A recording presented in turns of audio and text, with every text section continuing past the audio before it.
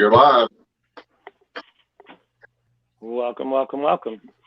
Whoa, I was just going to say, who's the fourth person? I was like, did we gain somebody? Welcome, everybody. Mary, John, Scales, Mr. J, Donna, got all kind of people. Boston Bullet, TJ, welcome, welcome, welcome.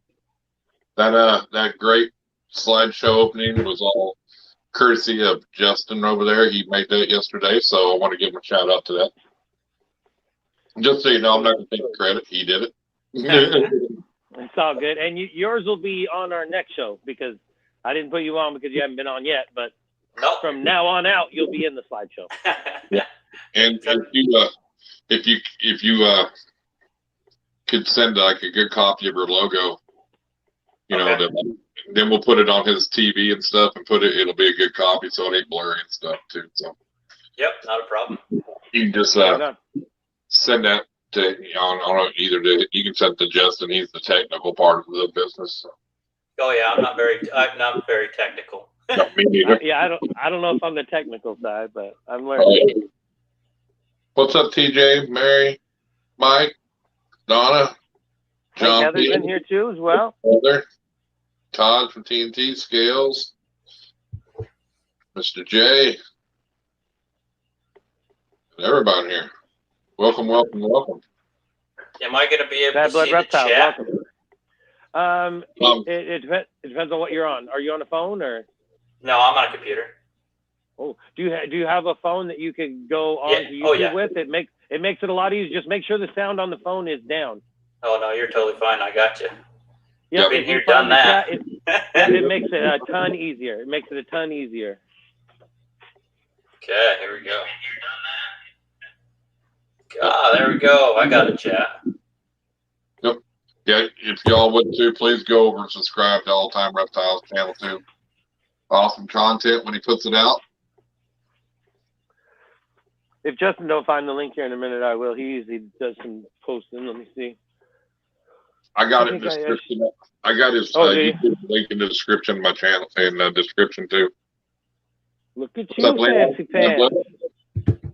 Well, I got yours in there too. Nice. What the hell? Wow. Awesome. Mary just did it. Thank you so much, Mary. Yep. I know. I got to watch on my phone. I was like, I better plug my phone in because I don't know how long this usually goes. And I'm like, okay, better charge it while I'm sitting here. Oh, yeah. Usually we just go until whoever's done or the phones get too hot, one of the two. or until Justin says, man, I'm hungry. I got to go. Yeah, I come home from work because I'm an hour difference than you guys. So I get off at 5, come home, got everything, let the dogs out, and at 6 o'clock. So. Hell yeah. Awesome, awesome. LKB Pythons, welcome. I got a GHI hit ghost. What does that say? From Alltime Reptiles. Cool. Oh, yeah. Nice. Awesome. Better watch out. That's what John Feely likes, is that GHI. Yes, he does. John's been to my house. So, yeah, he used to drive truck, and he came up to Utah a couple times. He stayed at my house before, so I got to know John pretty well. Hell yeah. Ex-military, we tend to stick together. Right. Hell yeah. He says about 3 times. Yep, and we talked quite a bit. And you had no GHIs missing when he left? I only have one GHI that I'm working with. And get this, I actually had a pretty crazy clutch this year. I had a Mojave that I bred straight to a GHI. Everybody wants a GHI Mojave. Nothing crazy. I got 5 eggs, and out of those 5 eggs, I got 2 Mojaves and 3 normals. No GHI in that clutch. Wow.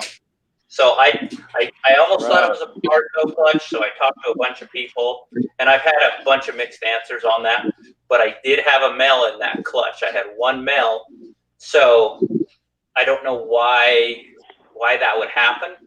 So I'm kind of stumped on that one. So maybe my odds were just up in the night on that one. Yeah. Damn, 35 degrees. Whew. Did you see where Alaska had an earthquake today? No, did they?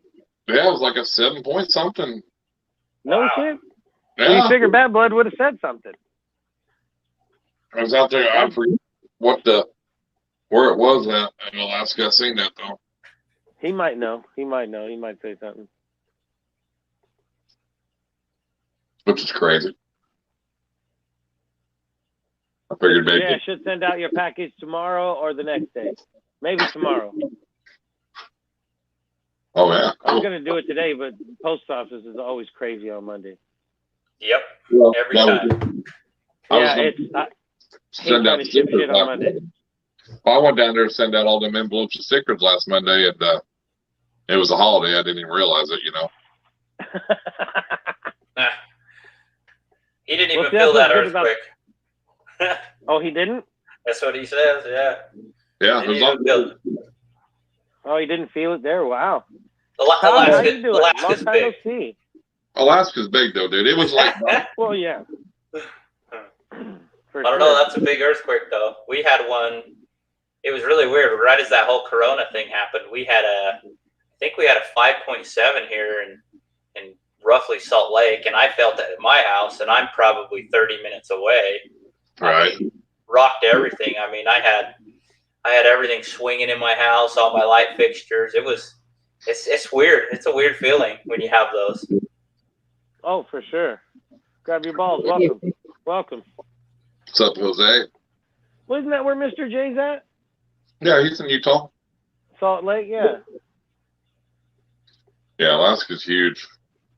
I forget where it was at now, but... So Mr. J, what's Mr. J's name? Justin Ward. Justin. Okay. I've probably met him then. I just have to put a face to him, I guess.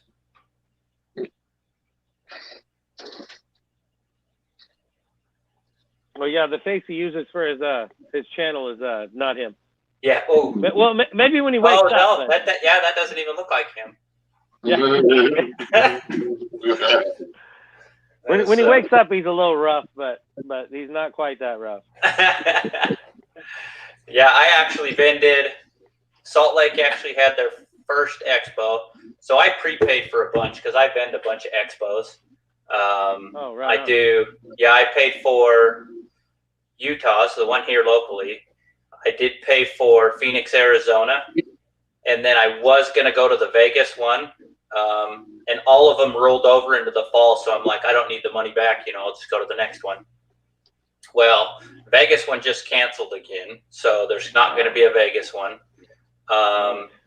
But we just got done 2 weekends ago, might have been 3 weekends ago, the beginning of the month, last month, and we had one here locally. The biggest thing is they could only let 250 vendors in at a time, but it was still a really good show, really good turnout. I mean, I sold my most expensive snakes, to one guy. He shows up and buys. I had 2 pastel bamboos that were 100% het clowns. So, that guy offered me a certain amount, and off they went. I didn't think they'd sell because sometimes it's more of a pet show. Right. Yeah. Turned out to have a handful of breeders that came through and were very interested in. And it's funny because I sold those ones, but I come home with the $25 normal. So. Hey, welcome to the show. Hell yeah. Well, that's awesome. Yeah, you can't go wrong with that. No, so the end of November, Phoenix, Arizona has theirs. And so I traveled clear down there because, just so everybody knows, I am a distributor for Reptile. So I cover Utah, Nevada, and Arizona. So I go all the way down there and I supply to everybody. My son's actually down there at the Harley Davidson school. And so I've hooked him up. And so he's been supplying people down there. So we're going to go do that show down there, and he's going to help bend that show with me. So it should be a good time. Awesome. Hell yeah. Hell yeah.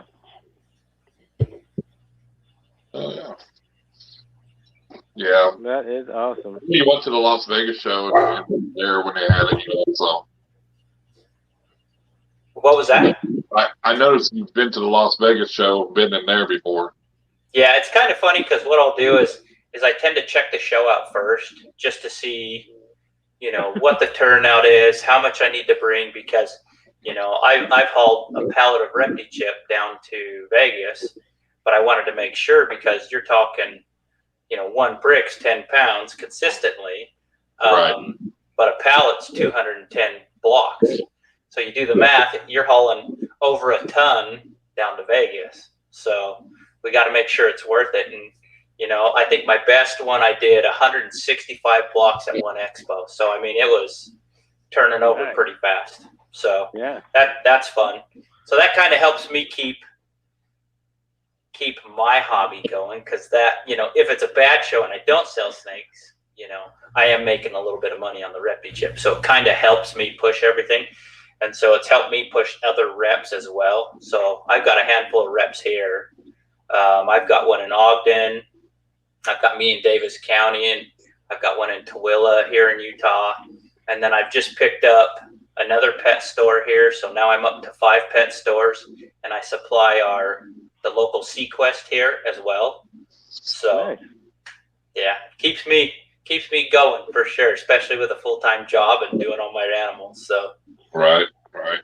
Yeah, I picked up a pallet for Donnie, and I didn't realize, you know, I went and picked it up for him, and, you know, they bring it out on a forklift and just set it in the back of the truck, you know. Well, this thing's like 8 feet tall.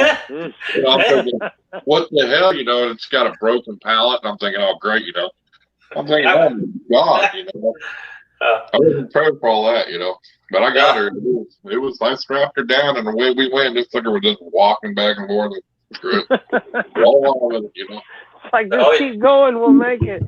Oh yeah, I've had it where, so we just got another shipment in, and we actually got 6 pallets. So, you know, when I first started, I was a rep just for Utah.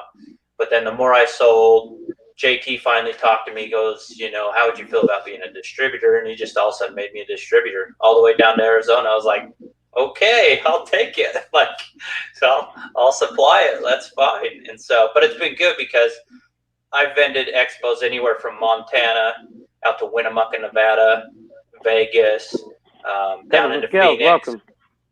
So it's been fun, and that's kind of helped me, you know, venture out and meet other YouTubers like, you know, Joel from State 48, and Adam from Beach Bum Exotics, you know, some of the other breeders that have a little bit bigger channels, and, you know, so it's been fun being able to meet a whole bunch of different people like Pomona and Tinley. Tinley, if you guys haven't gone, that is like, that's the show. And I would recommend VIP. The Holy Grail. Oh man, I was there 3 days. And you get in when the vendors start setting up. If you're VIP, so at noon on Friday, you can go in. I mean, there won't be nothing there because they're just setting up, but you can go in then, and then on Saturday, you can go in when they start coming in. And so you can go in before anybody else gets to go in, and you get to go BS with these people, talk to them. I mean, Brian Cusco, I mean, that dude's a character.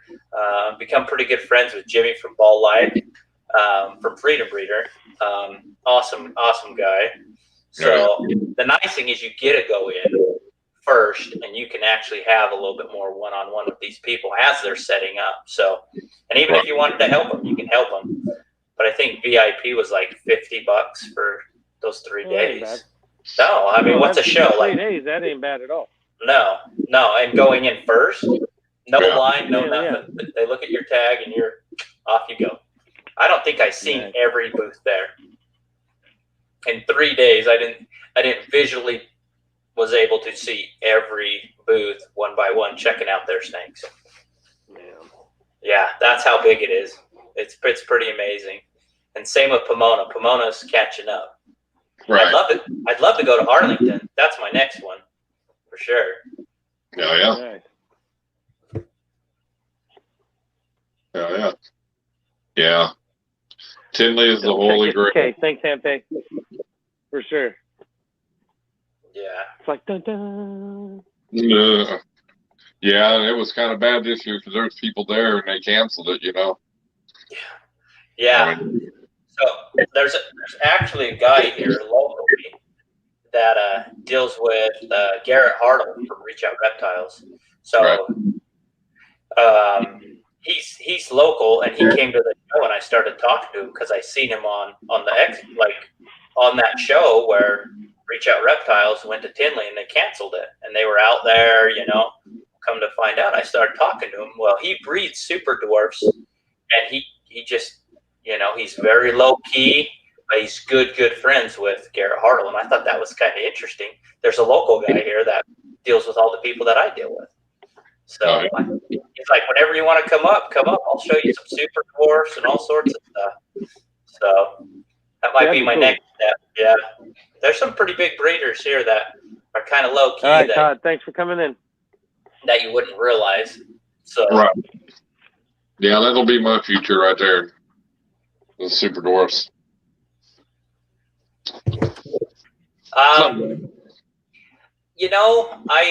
I like the super dwarfs. I like the retics. I like their patterns and colors. I guess maybe it's just me, but if I'm getting a retic, I want the retic. You know what I mean? I think it's personal preference. I think handleability. Sure. I'm 6 foot, 200 pounds, so that's okay to me. But to somebody smaller, that's a whole different ball game. Oh yeah, I'll never get rid of the main ones I got, but I mean, I'd like to have some super dwarfs too, just because I'd like to make a super dwarf cow. Oh yeah, and if you can work that, if you can work the super dwarf line, I haven't understood the percentages as much as some of the other super dwarf stuff. But if I got into it, I'd probably learn it. But I've got all the ball pythons and all the leopard geckos, and now I'm starting to, I want to work with the Uromastics, and I've actually been talking to a guy that's over in the Netherlands. Too bad he doesn't ship here because he's got the ones I want. So you got to pick your hobby that you want to stick with, It's just he doesn't want to ship, or he doesn't know how to ship. He doesn't ship overseas. Because the Netherlands. Yeah, but our IRES is there, and they ship overseas. They're from the Netherlands. Yeah, I don't know. I should probably hit them up. But these Uromastics. Do you guys know what a Uromastic is? Yeah, I do. Okay, it's basically I have no idea. It's basically a spiny tail lizard, is what they call them. Yep. That's all it is. When I was deployed in Kuwait, we I was assuming it was a lizard, but I wasn't quite sure. Yeah, it's just a spiny tail lizard that just eats vegetables. That's all it eats. Doesn't eat nothing else. No meats, no bugs, none of that stuff. But usually they're yellow, orange, reddish. But the guy over in the Netherlands, he has black ones, like black ones. And they actually they call them bands across their back. And they have like orange bands and yellow bands. So they'll be all black, but you'll have these bands right across their back. They're pretty cool. Intense. Yeah. Cool. I found a local guy here, but he deals with black ones that have white bands. And, they're a pretty penny. You're talking $800 a piece. And normal Uromastics go for like $100. So I don't know if I want to dabble into that one yet. We all kind of keep creeping up onto the higher end stuff once you kind of get into it. And for sure, I think I'll dabble with the little stuff first, see how it goes, and then we'll see if I'm ready to jump into that battle. Hell yeah. Yeah, our little pet store down here, mom and pop pet store, they carry Uromastics and stuff. Oh, and the funny thing is Uromastics are kind of like leopard geckos. So when leopard geckos are born, they have really bright colors. It's completely opposite with Uromastics. Uromastics will have no colors. They're going to be just the regular, like grayish looking animal. But as they age, their colors come in just bright as can be, like highlighter bright orange and yellows and stuff. They're pretty. They are. They're nice looking. Oh yeah.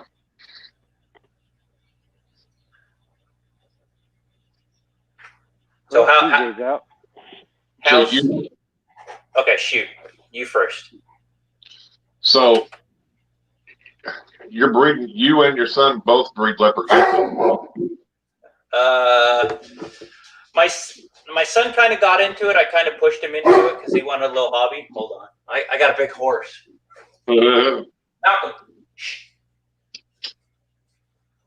I have a Great Dane in the back. Oh shit! Yeah, I got a horse. Well, it sounded large. He's definitely large. So, but I kind of pushed my son kind of to get into it because he wanted his own little project, you know, and I think he was like 15 at the time. And so we got some leopard geckos, and then he really wanted the higher end stuff, and he really started learning the morphs and stuff like that, because there's 3 lines of albinos. So it depends on, you can cross the lines, but it kind of muddies it up. It's not really purebred anymore. So he ended up dealing with the rainwater line, and he pretty much purchased his own. And I don't know if you guys know Chad Ramsey from Ramsey Reptiles. I mean, if you're into leopard geckos, everybody knows Chad, because Chad he's kind of ancient in the field, you know. And so he ended up helping oh yeah, pretty much. Like he's dealing with collared lizards now and rock monitors and all sorts of crazy stuff out here. But he kind of coaxed my son and taught him a little bit about the morphs, because I didn't realize they've got a morph on the albino lines. They have a morph on their eyes. You know, you got the Eclipse, which is all black. Then you got the Radars, which is kind of like the ruby reds. And so it works a little bit different than the ball pythons. There's a little bit more to it. And so he got into that. And then I kind of got into it with him, but then he went back to school down in Arizona. So I took care of him for a while, and now he's hit them down there. And I'm not sure if he's going to breed them down there or not, but I'm still working with some bells, trying to get some radars, you know. But I probably won't do too many leopard geckos, but it's nice to put them on the table. You know, people like them, but the high-end stuff doesn't really sell. So, man, welcome. Right. So that's how we kind of got into the leopard geckos. I just wanted to push him. My daughter's dealing with isopods, so we have isopods. That's awesome. Oh yeah, and they're probably the easiest bug to take care of. I mean, keep them in a dark area and keep the temperature on a normal 70 degrees like your house, and they're fine. Keep them wet. Throw a little bit of food every week, roughly. So once a week you're checking on them. That's easy. Do you have any certain breeding projects you're going for this year? So yeah, and I think they're actually, I'm gonna have eggs here shortly on that project. So Joel from State 48 Exotics, he had a scaleless head female, and he had a scaleless head pinstripe male, and he paired them last season, and they didn't go. And then he started pairing them this last season, and they didn't go. And he finally was like, I'm just going to get out of the project. And I kept pairing them once I bought them from him. And she ovulated and had her pre-lay shed, and she's actually due to lay the 2nd of next month. And so get your fingers crossed on the odds. I mean, my odds with the GHI, that one kind of scared me, especially when I'm dealing with a scaleless head to a scaleless head pinstripe. Right. But I mean, hypothetically, I'm shooting for a scaleless for me, just to have one in my collection, because, you know, who doesn't want a scaleless? Yeah, they're crazy looking. Yeah. Yeah, they are. If you've I just let one go this year. I never bred her either. I got rid of her. It wasn't a project I was into. Well, and I don't think it's going to be a big project of what I want. It's more or less. To have. Yeah, I want one for my collection. I mean, it's a stopper. Like, people want to see it. Oh, you for know? sure. Yeah, well, I just have the mail, and I kind of got her in as a package deal. When I bought her. Oh yeah. It was sold to me as a POS scales head, but she did have the split colloquial scale down there. And so you had a scaleless head. Yeah. So I just it was a pastel scales head, and I just I got rid of her this year. In fact, I got rid of her to a good friend of John's. You should have kept it, because the one cool thing that people don't realize about the scaleless head is it's an enhancer. Like, my pastel that I have is scaleless head as well, but the colors pop. Like, it is a clean pastel. It's not just a normal pastel. That scaleless head actually really brings out the colors and the pattern and changes it. So it depends on how you work it. I mean, it's personal preference if you want that or not. So, but I just want a scaleless just for my collection. I think that'd be cool. Hell yeah. I've heard they don't do good on Repti chip, and everybody I've talked to, they do it on paper towels and stuff like that, but you do have to maintain them. They take a little bit more care, but I'm a breeder, so I'm always taking care of my animals. I think for sure. Miguel's done a lot with them, and he's learned a lot about them too. So they're interesting. Yeah, for sure. If you've ever held a scaleless ball python, they are legitimately, they're velvet. Like, that's what I've heard. They're just like unreal. You can't even explain it. Yeah, it's like crazy. Yeah, for sure. They are straight velvet for sure. But nobody here in Utah works with the scaleless stuff. There is one other guy here. He's been working the project for, I think it's about 4 years. This year is the first year he hit a scaleless ball python. Out of 4 years, he's been trying, but he hit 2 this year. So he's selling one and he's holding one back. And, that's probably what I would do too. I would hold one back, just for my collection, because I think they're cool. I mean, when you touch them, they're unreal. And, I don't know if I'd ever breed it, but you never know. I mean, I heard supposedly somebody this year has bred a scaleless female, and I'd be interested to see how that all fared out, and because I think they didn't live as long. Is that true? Or and so what I've heard from the backstories is, Brian Barczyk produced the first one, and he had other people taking care of his animals, and he lost some animals. And come to find out, it was one of the first scaleless ball python produced. And so that's where that came around. And, it's all a myth, because I don't know. Nobody knows how long they'll live. They wouldn't survive in the wild. Right. Well, no, for sure. Yeah. No, but, there's no way. But what I mean, you've got constriction addiction, that guy's been working the projects, and he's got amazing animals. Like, all his scaleless stuff are unreal. Right. And then you got Lone Star. Lone Star produced, what was it? It was a Fire Mojave, I think. Or no, it was a Super Fire that he produced this year. He actually had it at Tinley with constriction addiction. So, I don't know. I mean, I'd be interested to see how that fared out. But that's one of my main projects. I've probably got on a ballpark of 30 different genetics in my collection.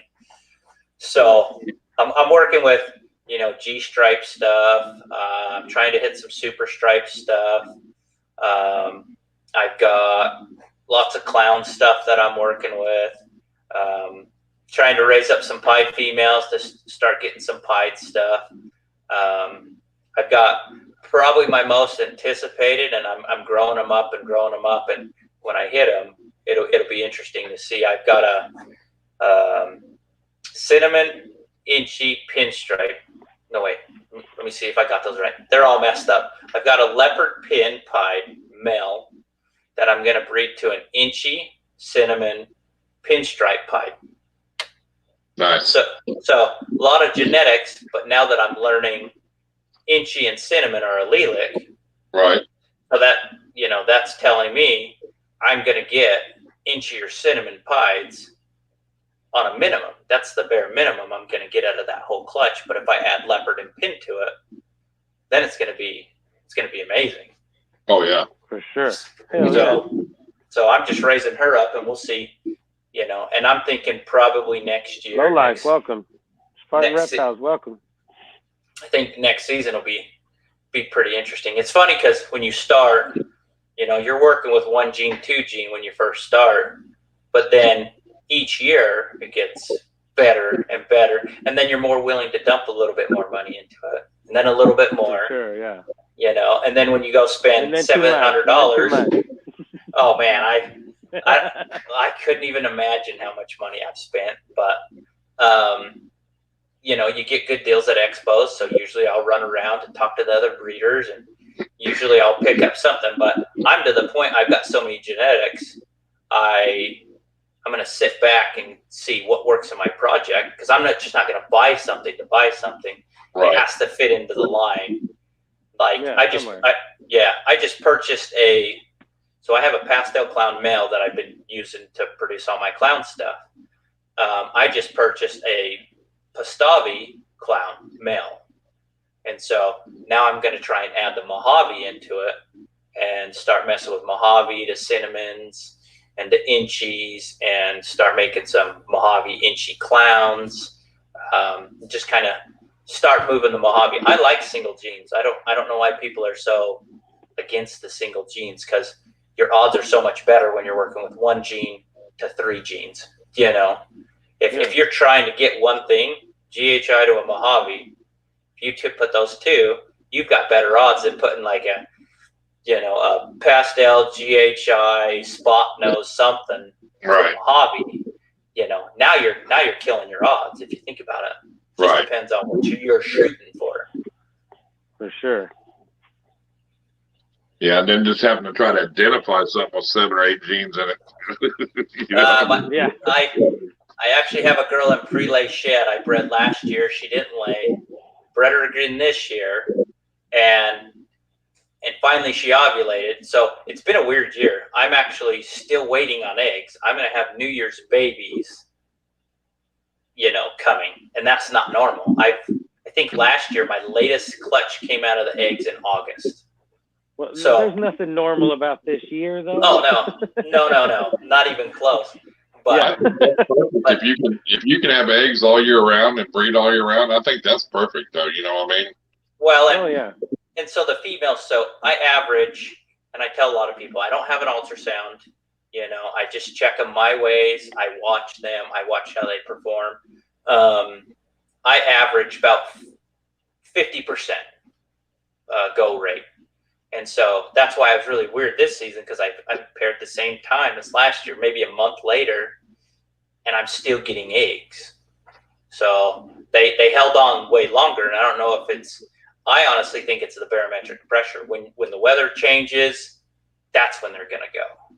That's just me. Even if you're in a temp room, they still feel that pressure. We still feel it inside. We change the heat, we change the AC. So, but yeah, 50%. I paired 15 this year. So I mean, I don't pair a ton, just enough to fill my expos and keep furthering me in my projects that I want. And I'm going to be sitting at 8 clutches this year.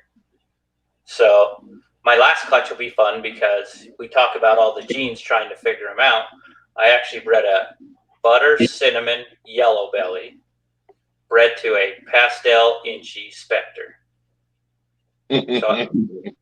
So this is going to be my most test, because I can pick out yellow belly no problem, right? But now you're talking pewters, you're talking pastel inchies, you're talking super stripes. So that clutch is going to be like, what is this? I'm going to have to ask, you know, Aldo from Dark Science Reptile, be like, hey, what about this? What's this look like? I'm going to ask my buddy, you know, Mike from M&A Reptiles. He actually vends with me all the time. Ask him, hey, what do you think this is? Just go to all the breeders and turn around and say, hey, what do you think this is? Right. Yeah. And so, but yeah, that'll be fun. That'll be my test for the season. But that's what, you know, that's good about having everybody that, you know, we can reach out to, you know, to help us identify some of them clutches, you know. Mm-hmm. Oh, yeah. You know. Well, and the pictures are horrible though. Like I've noticed with pictures, I mean, I can look at a picture and if I see flaming for a yellow belly, I can definitely tell you that. But when it comes down to it, the lighting could change the colors. You know, GHI is an easy one to pick out because you know, you get the jagged edges, you know, right, across the alien heads, you know, stuff like that. Certain head stamps, you know, those are good identifications. But, you know, when you start messing with so many genes, you have to see that in person to really understand it all. Right. Oh, yeah. Pictures never do them justice. Never. I know it's funny. Everybody always says, I know that you can't really see with this, but check a look, you know, look at this one, look at this one. It's funny. A lot of them come through, though. You can see it. Yeah. And I think if, you know, if you're out in the natural sunlight, you see the colors a lot better, too, though, you know. Oh, yeah. Oh, yeah. For sure. Yeah. You know, that's the thing. So. Well, and those UV bulbs, like, I've half tempted to take one of those UV bulbs. Have you ever seen the difference between a UV bulb and just your LED lights? Those UV bulbs, I mean, makes huge difference. I just put one in the Uromastics cage, and all of a sudden I could see all the yellows on her, and I was like, I couldn't see them before. What's the difference? Just that UV bulb made that much of a difference. Yeah.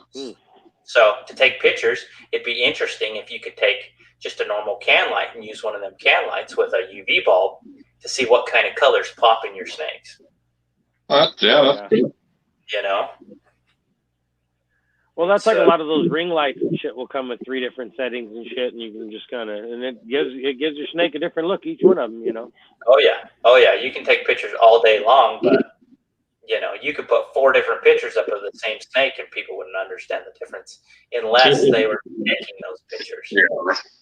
And so, I mean, internet, every picture on the internet's right, isn't it? Yeah. Internet don't lie. You don't lie.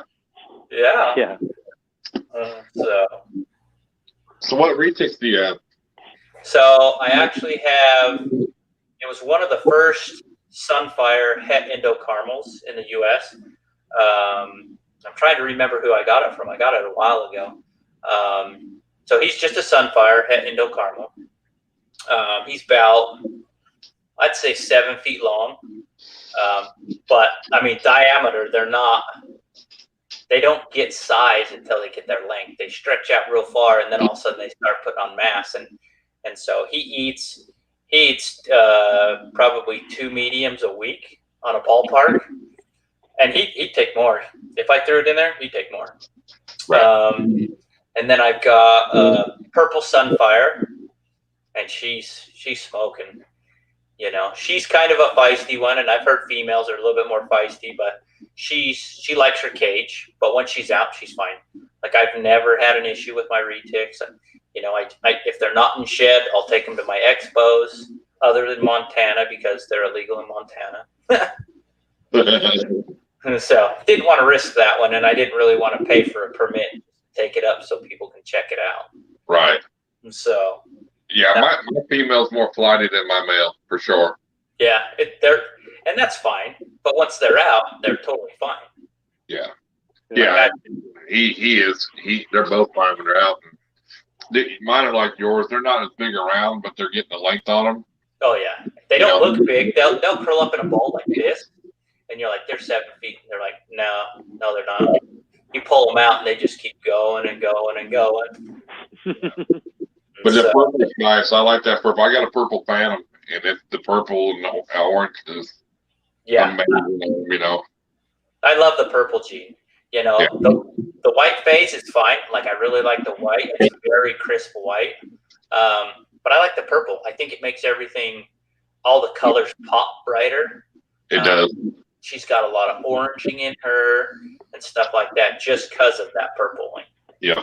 That's how mine is, orange, and then got the purple down the back, and then Yep. And then you go to my female, and she's jet black. You know, she's a golden child, orange stripe. You know, so. Oh yeah, yeah. Those darker ones are cool though. The sheen on those things. Retics, for some odd reason, have that nice purple rainbow iridescence. Oh, she has iridescence like you would believe in the sun. It's just unbelievable. Oh, I bet those darker ones with those iridescence. Oof. Well, even a normal retic has really nice iridescence, you know. Oh yeah. Oh yeah. They all do. I mean, and it's weird because when she sheds, it's all white. It's a white shed, completely white, you know. Oh yeah. It's crazy how that is when it depends on the color of your snake, what the color of your shed is. Oh yeah, for sure. All right. That's what's cool about working with the ghost ball pythons. You work with those ghost ball pythons, they'll shed out.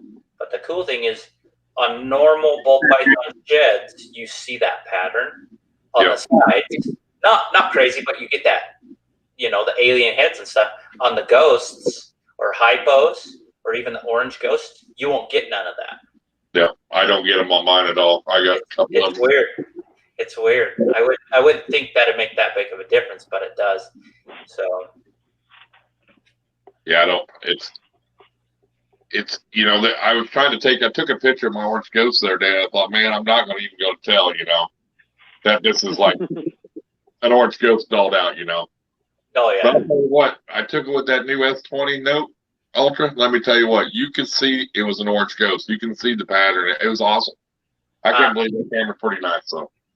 I think phones are amazing nowadays. Oh man! So fun fact, I've got After Effects, I've got Premiere, I've got all these editing for my YouTube videos, and I've been trying to learn them. And I think I put one video out with one of them, but mainly I use an iPhone. I edit it all on my phone. I do everything. I can download my music off my phone. And that's how I do all my YouTube videos. It's just so much easier for me. Oh, yeah. Yeah, I just realized, I just got this phone, and because I did it. It was time to upgrade, so they give you that upgrade deal or whatever. And I found I had to go on. I've been on YouTube learning how to use it, because it's brand new. But the video editor in it is amazing, dude. It's like, it's so simple, so easy.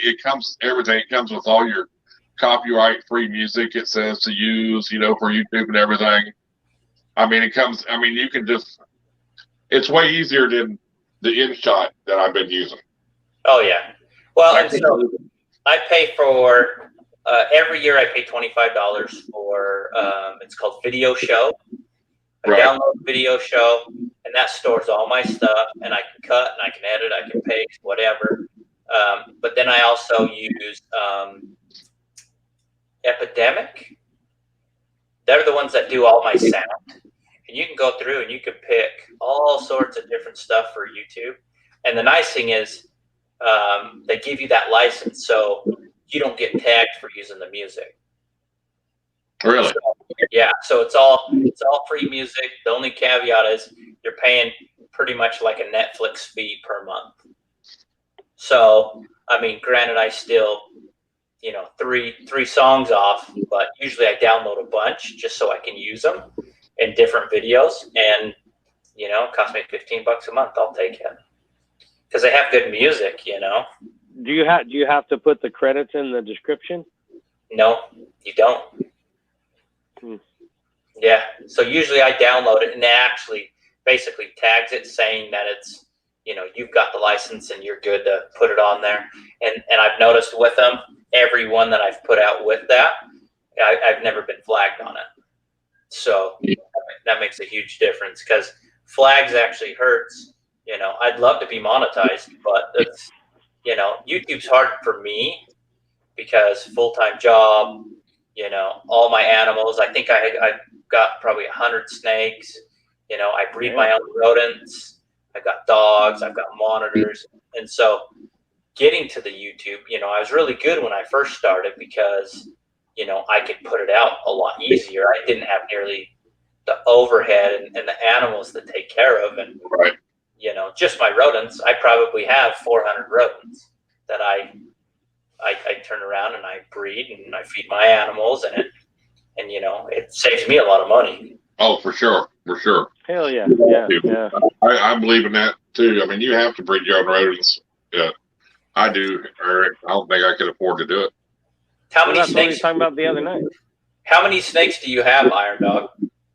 I think just right now I've got like 18 or 20. Okay. That's with a couple retics. I had over 40, but I just sold a whole bunch of them. So I've been downsizing on my ball pythons because I'm going more towards the retics. Right. So I'm just going to keep a handful of ball pythons that I just want to work with. Yeah. And then retics is where I'm going. And then the mainlands, of course, you know, I'll do the cow clutch. That'll be my first clutch. And then I want to take. That's going to be fun. That could be a lot of eggs. That's what we talk about. Yeah, it's a lot of eggs. That's a lot of eggs. You're going to be filling up an incubator. You need bigger boxes. Well, I got a lot of people that are wanting snakes out of it already when I do breed it, but I want to take that and then invest into super dwarfs. Oh, yeah. And I want to do the Phantom and Orange Ghost Stripe super dwarf to make the super dwarf cows. So. Oh, yeah. Yeah, that'd be beautiful for sure. Yeah, I could have best of both worlds. Have the big ones and the small ones. So. Right.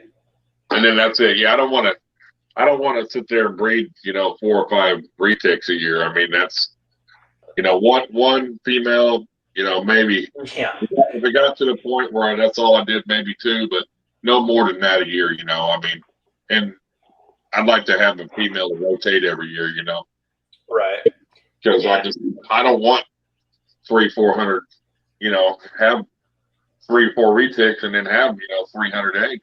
I mean, that's a lot of babies. Yeah, that's a lot. Yeah, you heard the record. The record's like 89 eggs. I mean, are you going to be able to move 40 to 60 babies? I have a guy that's 15 minutes from me, and he runs T-Town Reptiles, and he breeds a lot of retics and berms, and he has a golden child that's about 20 foot. He's been trying to sell. In the last 2 years, she's done an 80 and 85 egg clutch. Ooh, jeez. So I'm planning on breeding retics. So my purple Sunfire, I have a buddy. So he has a tiger pied, and we want to breed the tiger pied to my purple Sunfire. So now we could get tiger Sunfires that are double het for pied and purple. Right. So if I could turn around and hit, a Sunfire, a purple Sunfire pied, I think it'd be amazing. Oh, yeah. But I only want to do it once or twice, just to get my animal. Just once or twice. Yeah, once or twice. I don't want to, I'm moving 60 snakes. I mean. That's going to be the bad thing. If you do it and move the snakes fast enough, you're going to be like, oh, we can do this again. Yeah, well, one more. We'll do one more. Yeah, we'll do one more. I figured I would probably, I'm looking, 30 eggs, maybe 40. I would figure it'll be the most I'll get the first clutch. I'm thinking like 30. Just because number one, I'm not going to disappoint myself, but I don't think I think as they get bigger, I just don't think they're going to have that many their first clutch. I could be wrong, but. Yeah. Well, I'm sure it's going to be depending on how big the female is, I'm sure. Well, I'm waiting almost 4 years, like they said, because I want to make sure, and I'm not growing her so fast to get her up to size, Mm-hmm. She's just a year old right now. And she's just give her some pigs. Well, I did see. I got some chickens at my house. I'll send them to you. I got a bunch of roosters. And a guy had 2 retics. They were the same breed. And the growth difference was crazy between rats and rabbits. Ugh. I mean, the other one was twice as big. Oh yeah. But I mean, I'm like, I'm not trying to grow it so fast to hurt it, though. You know, I mean, I want to make sure it's healthy. That's the biggest thing, you know. Well, the caveat with retics, I'm sure you've looked into it. So they're, you know, like with us, with a ball python, a big ball python, you know, should lay a good amount of eggs, right?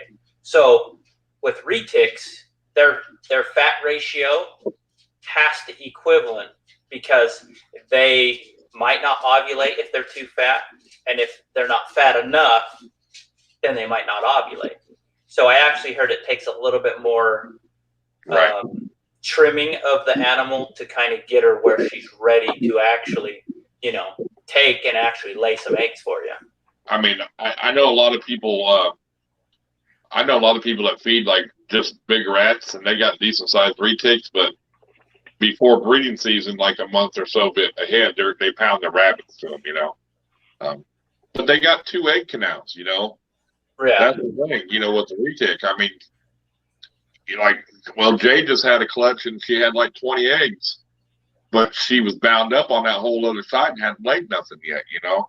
So, and that's what scares me too, because they're more likely to get bound up on eggs than the ball pythons. Yeah. So that's the different thing, is they got 2 tracks to lay eggs with, you know. So. Well, and that's why rats. Did you know rats actually have 2 uteruses? Right. And that's why they produce so many rats, because in the wild, I mean, it's just like ball pythons. 75% on a ballpark don't come out of the eggs. Well, it's kind of the same with rats. They have so many, but a lot of them die off or they're killed, so they produce a good amount of them to kind of keep their population good. Oh yeah, they control all that shit, you know. Oh yeah, for sure. Oh, yeah, that's cool. I I actually have a buddy here. I talk about Mike from M&A.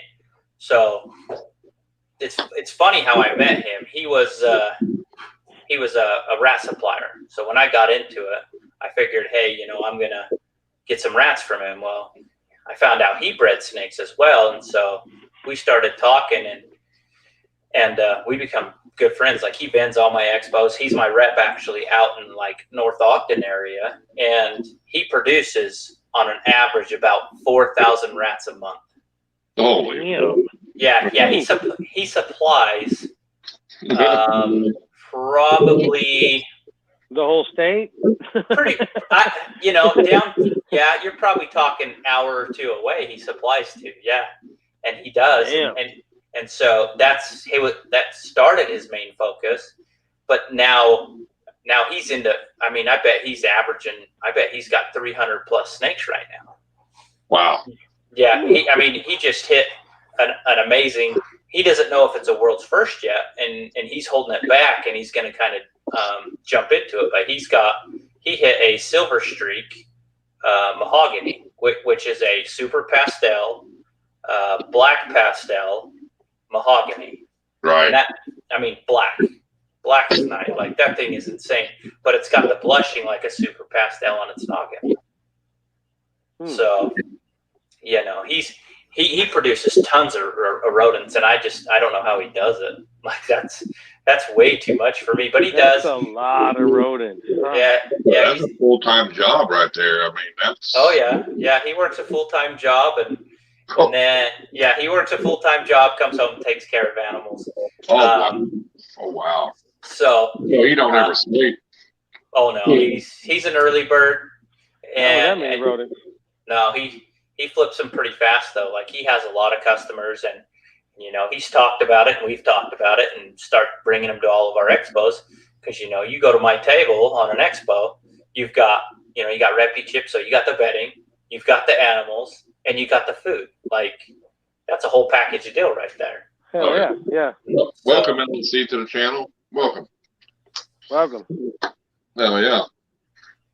Yeah, that's crazy. I mean, and I'm still baffled about the goddamn rodents. It's like, does he have like a 12-kid family that are all grown to help him or something? I mean, I couldn't imagine. I mean, Ah, that's 4,000. a lot of rodents. I mean, Yeah, too much for me. There's got to. He has to have one hell of a system down to be able to go through there and just. God Almighty. So, I suppose he does a lot of frozen thaw then too, right?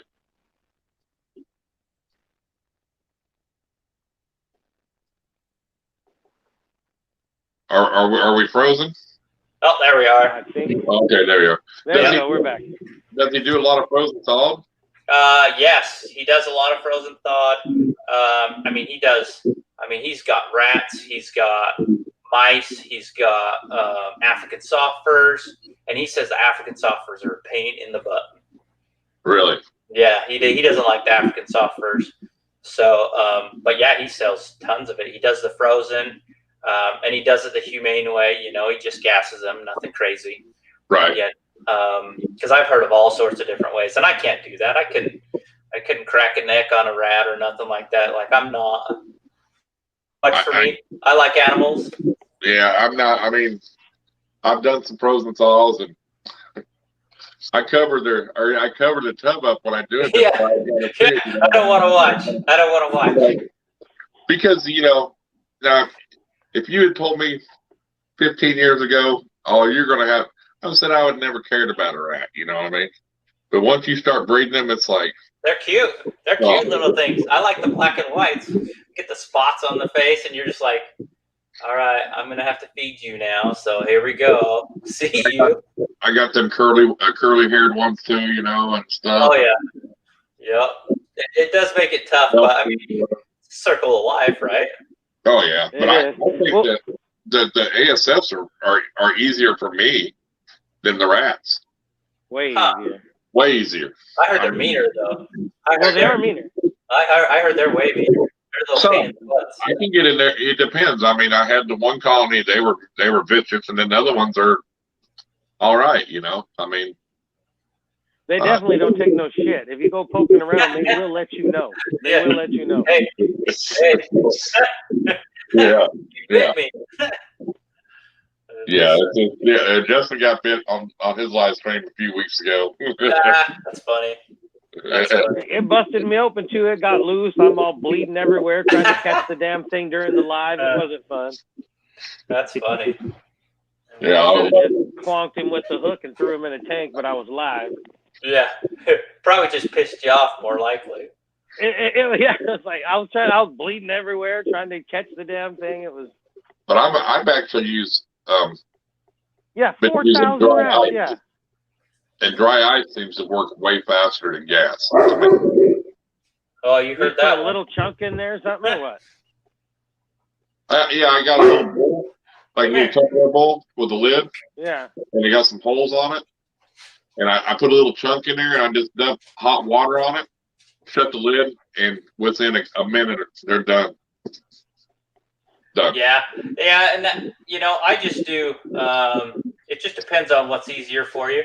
I do like a paintball tank. You just take a paintball gun tank, you just fill that up, and I've got my connector that actually connects to the bottom, so it's like a quick release. It's really easy. You just turn the little knob.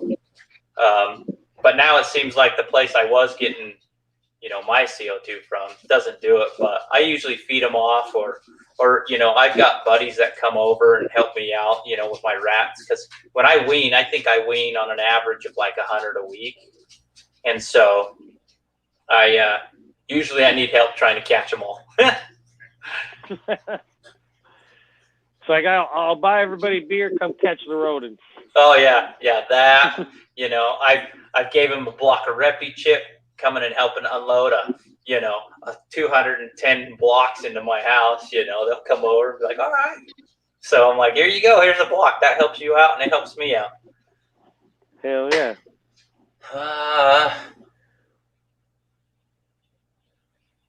Snake's taking 500 plus rats. Oh, I think that guy had a bunch of berms, didn't he? He said something. I just seen it said something about 20 snakes taken. he believed half the snakes were over 10 foot. Yeah. I think that guy had a bunch of berms, and I don't know, because I don't know if the city didn't allow it, but what happened is apparently he got busted with 20 berms. Are they illegal in Utah? Oh no, you can have there. I actually called animal control because I'm in Davis County. I called animal control and say, hey, I'm looking at breeding ball pythons. What's the stipulation? Because I was worried about breeding rodents, first of all, because that's a lot of animals and they're rodents. They're not like something people would buy for a pet. But I asked them about rodents. They said, I'm good on rodents. And I asked them, how many snakes can I have? And then they're like, well, we have no limitation on reptiles. You can have as many reptiles as you want. And so that one I know was more down south, and I don't know if he just didn't know the laws on it, because each city has their own thing. Orders. That's the thing. I mean, just because, say Oklahoma, you can have anything you want.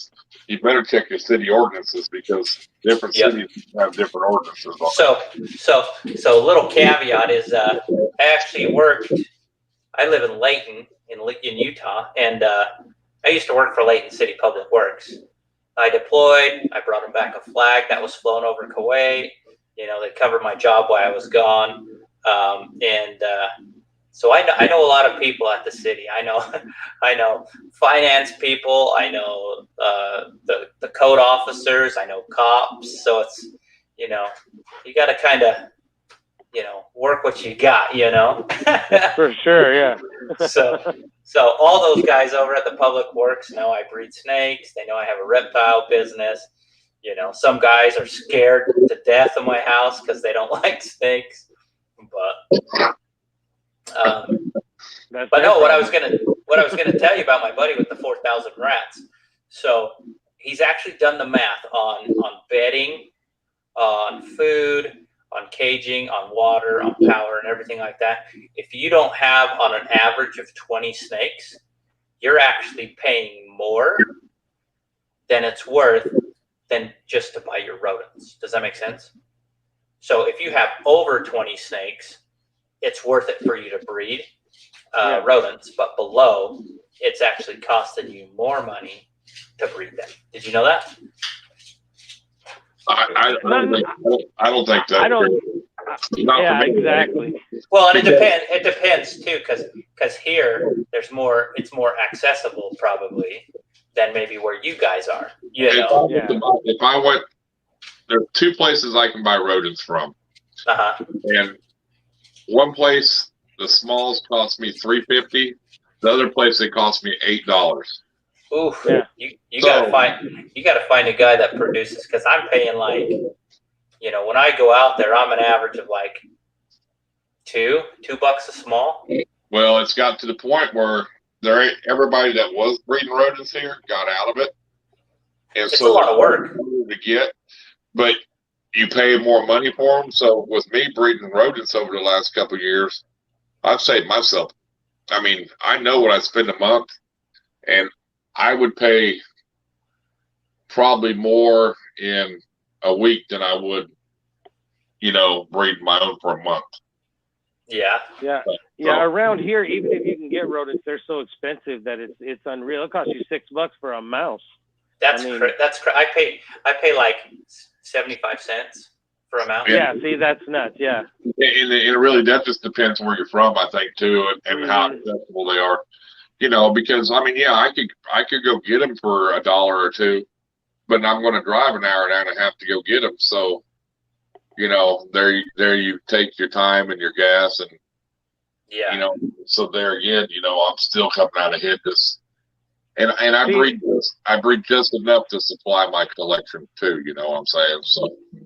Yeah, and I have a lot of. Every once in a while I'll get some overflow, and I have a handful of like local customers, right? And so local customers that maybe bought a snake from me or something. So usually it's my overflow. I'll turn around and you can, but I don't have a huge clientele, for the rodents, because I'm breeding them for me, and especially when babies come around, it's really hard to start sizing up the rats, because now you're dealing with, I got a bunch of pinkies and fuzzies, right. but I'm feeding them off to all my babies. I mean, you produce, 30 babies out of one litter. That's done in a week for what I've produced this year. Right. Easily. So. Right. And that was me. I opened up when I was cleaning the other day, one tub had probably 50 or 60 babies in there, and then, and then I opened another tub, so they're all kind of going at the same time. And I got 3 or 4 females per male, and they never get too big because once they get big, then they're going to be they get frozen, cold off, and then they're going to be retake food. So I mean, it's a good cycle that I never have to worry about them. Even when they get to a big size, that just goes in the freezer for the retakes, Exactly, so. And that's what I do with my future breeders or my old breeders. Right. I'm just getting to the point I can get a stock up because I'm going to be feeding them to my retakes soon, and I don't really want to be doing lives as they get bigger. Right. Because then it gets to the point, I'm going to have to start going to frozen. It's just like when we had my green tree python, which is my son's technically. We were always doing frozen, and we fed them mice. That's all we fed. We never fed rats because I heard that's not good for them. Right. So we were doing frozen mice, and we just kept her on frozen mice just because they have a little bit more of an attitude, kind of keep them more docile. Yeah. Right. Oh yeah, that's me. I mean, I've been. They have had some live, but I always try to feed them frozen solid just because I think that kind of takes that aggression down just a little bit, Try it with a monitor. I don't feed live with my monitors anymore because it's delicious. Yeah. Where's my daughter? Where's my 6-year-old daughter? Put her in the bedroom real fast. Yeah, you gotta be careful when you feed them big old lives, You're just like, okay, that's a little gory for my daughter to be watching. Oh yeah. When I had my Nile Savannah, they're the same way. I mean, Savannahs are they're like a pit bull, dude. I mean, they grab them, shake them around, slam them against the side. It's same deal. It's been just a pack, dude, with the monitors. Oh yeah, they're interesting animals. I have like the worst monitor out there. Apparently Nile Monitors are hated and nobody likes them because they're mean, they're aggressive. I have my monitor and I can sit there and tongue feed him. I mean, it's probably a 3 foot by 3 foot door. I just open up that door and I'll sit there on the chair and I just sit there and tongue feed him. And he just takes it from me. He'll take chicken. But if it's a mouse or something like that, yes, he's very aggressive when it comes to that. But after he eats, I can put my hand up and say, hey, and he'll see my hand. And then I can sit there and pet him. Like I can rub his back, I can rub his head. He's fine. Yeah, my Nile's the same way. I could get him out and hold him, and it's just it just takes a lot of time to get him to that point. You can build that trust with him, Oh yeah. I think that's where a lot of people mess up is they want to reach in there and grab him, and I'd sit by his cage for an hour, and then I'd feed him, and I wouldn't look at him, he got just get used to me, and then put him in the bathtub, that helps a lot too, Oh yeah. Keeps him from bolting. Well, they'll run down the hallway. I had to go all the way down my stairs. I had to go grab him.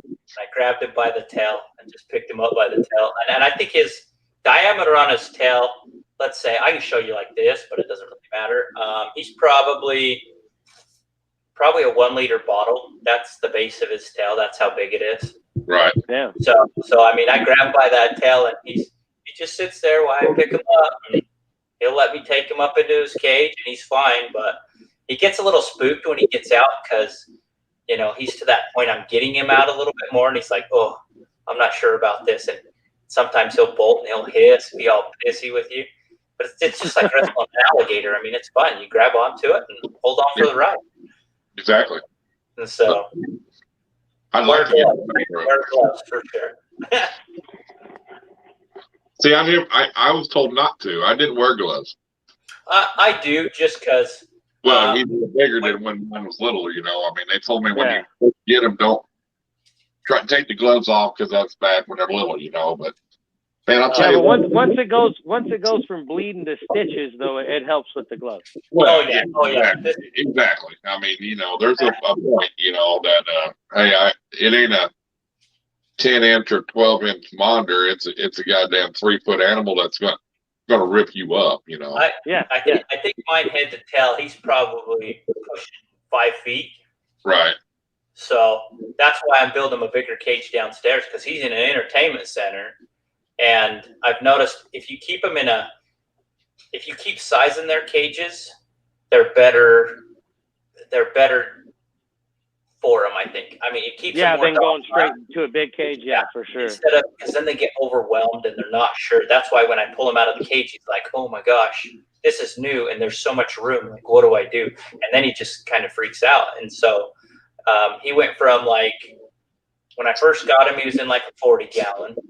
And now he's in a big entertainment center that I've totally redone. And now he's going to be moving, once I get my reptile room complete, he's going to be in I think it's 7.5 feet by 4 feet by 4 feet. I'm going to have it all piped in, because they go to the bathroom in their water, and that's like the worst part. Yeah. So I'm going to pipe it in so I can just dump it down my drain, and I've piped in water in my reptile room so I can spray it out. So it's going to make my life a lot easier. Right. And so. Yeah. Dirty. They like to do that for sure. But I mean, they like to burrow and everything. I'd like to get a black throat. I mean, that's what I'd really like to have, is a black throat monitor. But oh no, I want to save up. I want a bell phase lace monitor. Well, I'd like one too, but that's a little bit of my price range right now. Hey, price is only what it's worth. I just those can't. Things are beautiful, though. Those are awesome. And I think they're going to get more of them, and I think the price is going to get drove down. Just like everything else when they first come out. Well, I knew there about a year ago, there was only 2 breeders in the U.S. that were breeding them. And I think the breeding cycle's like from start to finish, like 235 days or something like that. It's like 9 months, 6 or 9 months. I mean, that's why they say that it's, number one, the price of them, and why there's not a lot of people breeding them, because it's a big process. It's a long process, From start to finish. Chicks are the same, though. I mean, you gotta find out when they're ready. You have to pair them. You have to make sure everything goes good. They ovulate, and then they lay the eggs. And then how long do you got? What is it, like 160 days, 180 days or something? After they lay 85 days. 85? That's not bad. But they say it's about a 6-month process too. I mean, because it's like. It ain't like ball pythons. You get a shit, they lay 30 days after the pre-lay shit. I think it's more like 2 months, That's crazy. Something like that. So, so from start to finish, it's like 6 months, which is a long time, 5, 6 I'll be right back. But Body break. it's gonna be the hardest thing for me, because, 55 days, I'm looking in that incubator every day, Put on the glass. Hello. 85 days, I'll be like, oh god. Yeah, for sure. That's pretty crazy. So I don't know. It'll be a good experience though, because that's kind of what So I actually have 3 boas as well. And the reason I like boas, I'm not very good at reading them like I am with ball pythons, but my boas are pretty docile. I don't have an issue with them. They've never bit me. They'll strike at the tub. They'll eat anything. But once I get it out, they're fine. But the cool thing is they have live birth. And so to me, that's a whole different ballgame. And that's something I want to see. And I want to try and produce, some ghost stuff, maybe some snows. Because snows are gorgeous. But I don't, I'm the kind of person that I feel more accomplished if I was to produce that snow. Yeah. Than to dump the money into buying the snow. Right. But it depends on your budget. It depends on how you are. I mean, everybody's budget's different, So well, and that was me. I mean, my dream animal was a cow, and I happened to get a good deal on a pair. So now I get to produce what I've always wanted. Yep. So and I never thought I would, So I mean, that's really cool. So Yeah, yeah, and if that gets opposed to you and you have that option, you know, you're gonna pull the string. Yeah. I mean, I've been looking at highways and you know, and I was looking at my leopard pin pied because I wanted something, you know, for my, you know, my 4 gene pied female that I wanted. I wanted to put a pied to her because I'm not going to waste on chancing a het with her when I know she can produce some really pretty babies. So I ended up finding that leopard pin pied and a highway and got it for the price of one. Exactly. I mean, so right there, you know, I visually am there. I see it. I know what the price is, and the seller's willing to work you a deal. You know, pull the string. You know, if it fits your projects, you know, you have to jump on it when it's in front of you. Like, if you don't, you're going to lose out. Somebody else has that project that you're working on. Oh, for sure, for sure. Well, you know, we got Mike from Boston Boas in the chat. He's been on the show. He does nothing but boas.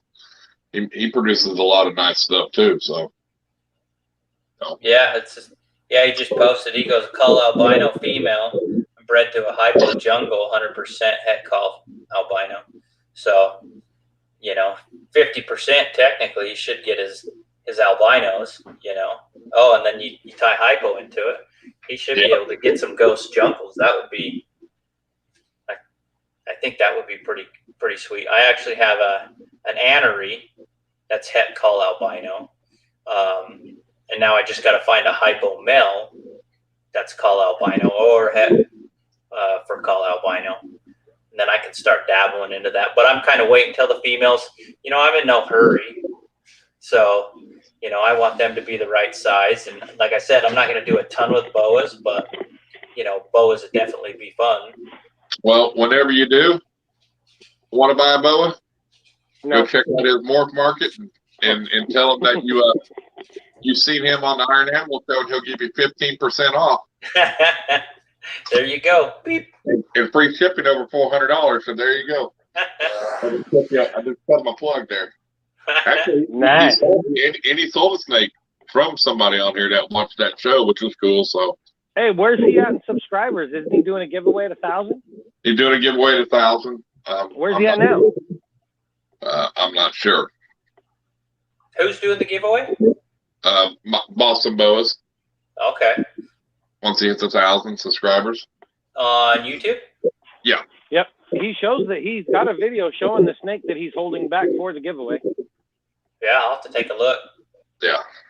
I've been slacking on my YouTube stuff, like trying to keep up with all the people I'm following. I'm like, oh, I just don't have enough time. And you know, the animals come first every time. So yeah, but after a while, if your channel gets big enough, you can't watch everybody.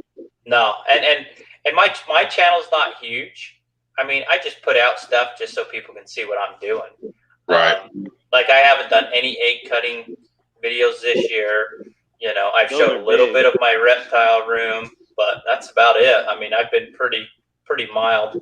You know, probably next year I'll probably really start cranking on it. You know, now that I'll have, you know, potentially my reptile room should be close to being done. But yeah, I definitely pushing for some stickers, like just because I'm planning on doing a sticker wall is what I'm planning on doing. I've got a sweet wall that Let's go. Let's trade. Yeah, I've got plenty. You'd be amazed how much gear I got. I got lanyards. I've got with my little logo on them. I've got holographic stickers. I've got regular stickers. I mean, I'm big on my advertising.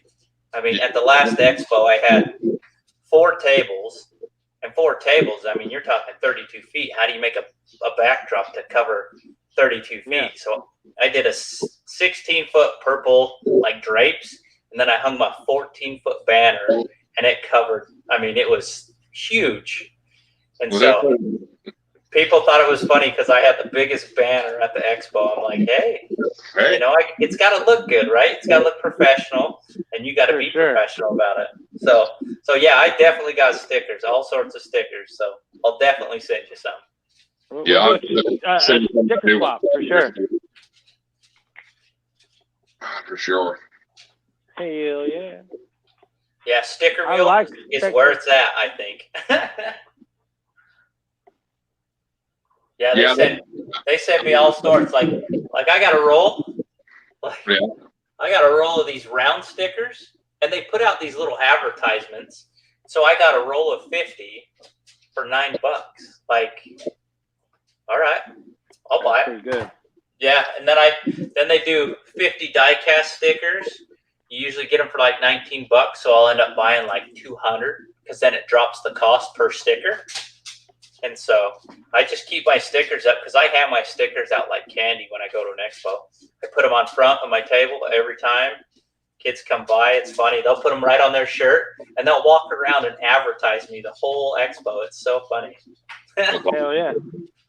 And so, What do you how much you pay for 200 3x3 stickers? usually if I get it on the sale, I'm usually about $70 on a ballpark. So, but they're good stickers, and I mean, all you have to do is send them a picture, and they'll revamp it. They'll do die cast where they cut around your logo. They'll do clear ones and take out the background. I mean, I've seen them do everything. They do little pennants, and I actually turned them into like I took my orange lanyards. That's a big thing that I do that I show off at my expos. We do our own orange lanyards, but now I've gotten to the point I put the little pendant on it. So you can use them as a keychain as well, but it has my pendant on it. So, you know, that it's just nice. little things they do every once in a while, and I'll test them out, check them out, and if I like them, then I'll keep them, you know, and I'll keep ordering more when they have their little sales that go on. Yeah, that's the best. They have a lot of different products. That's the best about That's what's good about Sticker Mill. They do have a lot of different products. Mm-hmm. We use a different company that they promote us, but you know, we get $65 for 200 stickers, or you know, which ain't bad. 3x3 die cut, you know, and they're good quality. I think the die cast is where it's at. I really like the die cast compared to, like, if you were to look and compare the die cast. Yeah, I like the die cut stickers. I think they're good. Compared to your regular rounds. Yeah. Die cast is definitely where it's at. To me, I think it looks cleaner and. And it's funny too. Everybody loves the holographic stickers. I hate taking pictures of them. Oh yeah. Really well, so they had one of those sales, and I'm like, okay, you know, all these people are doing them. I'm gonna try them, and I tried them. And with my logo being so dark, I have a dark logo with the orange, and it actually popped really good with the holographic ones. And so I actually like them. It brings out my snake a lot more, and it looks pretty good. Like, I was surprised when I got them. So nice.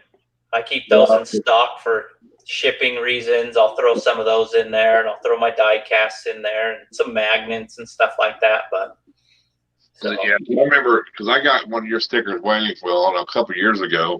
Back in the day. And then mine, I think, and then.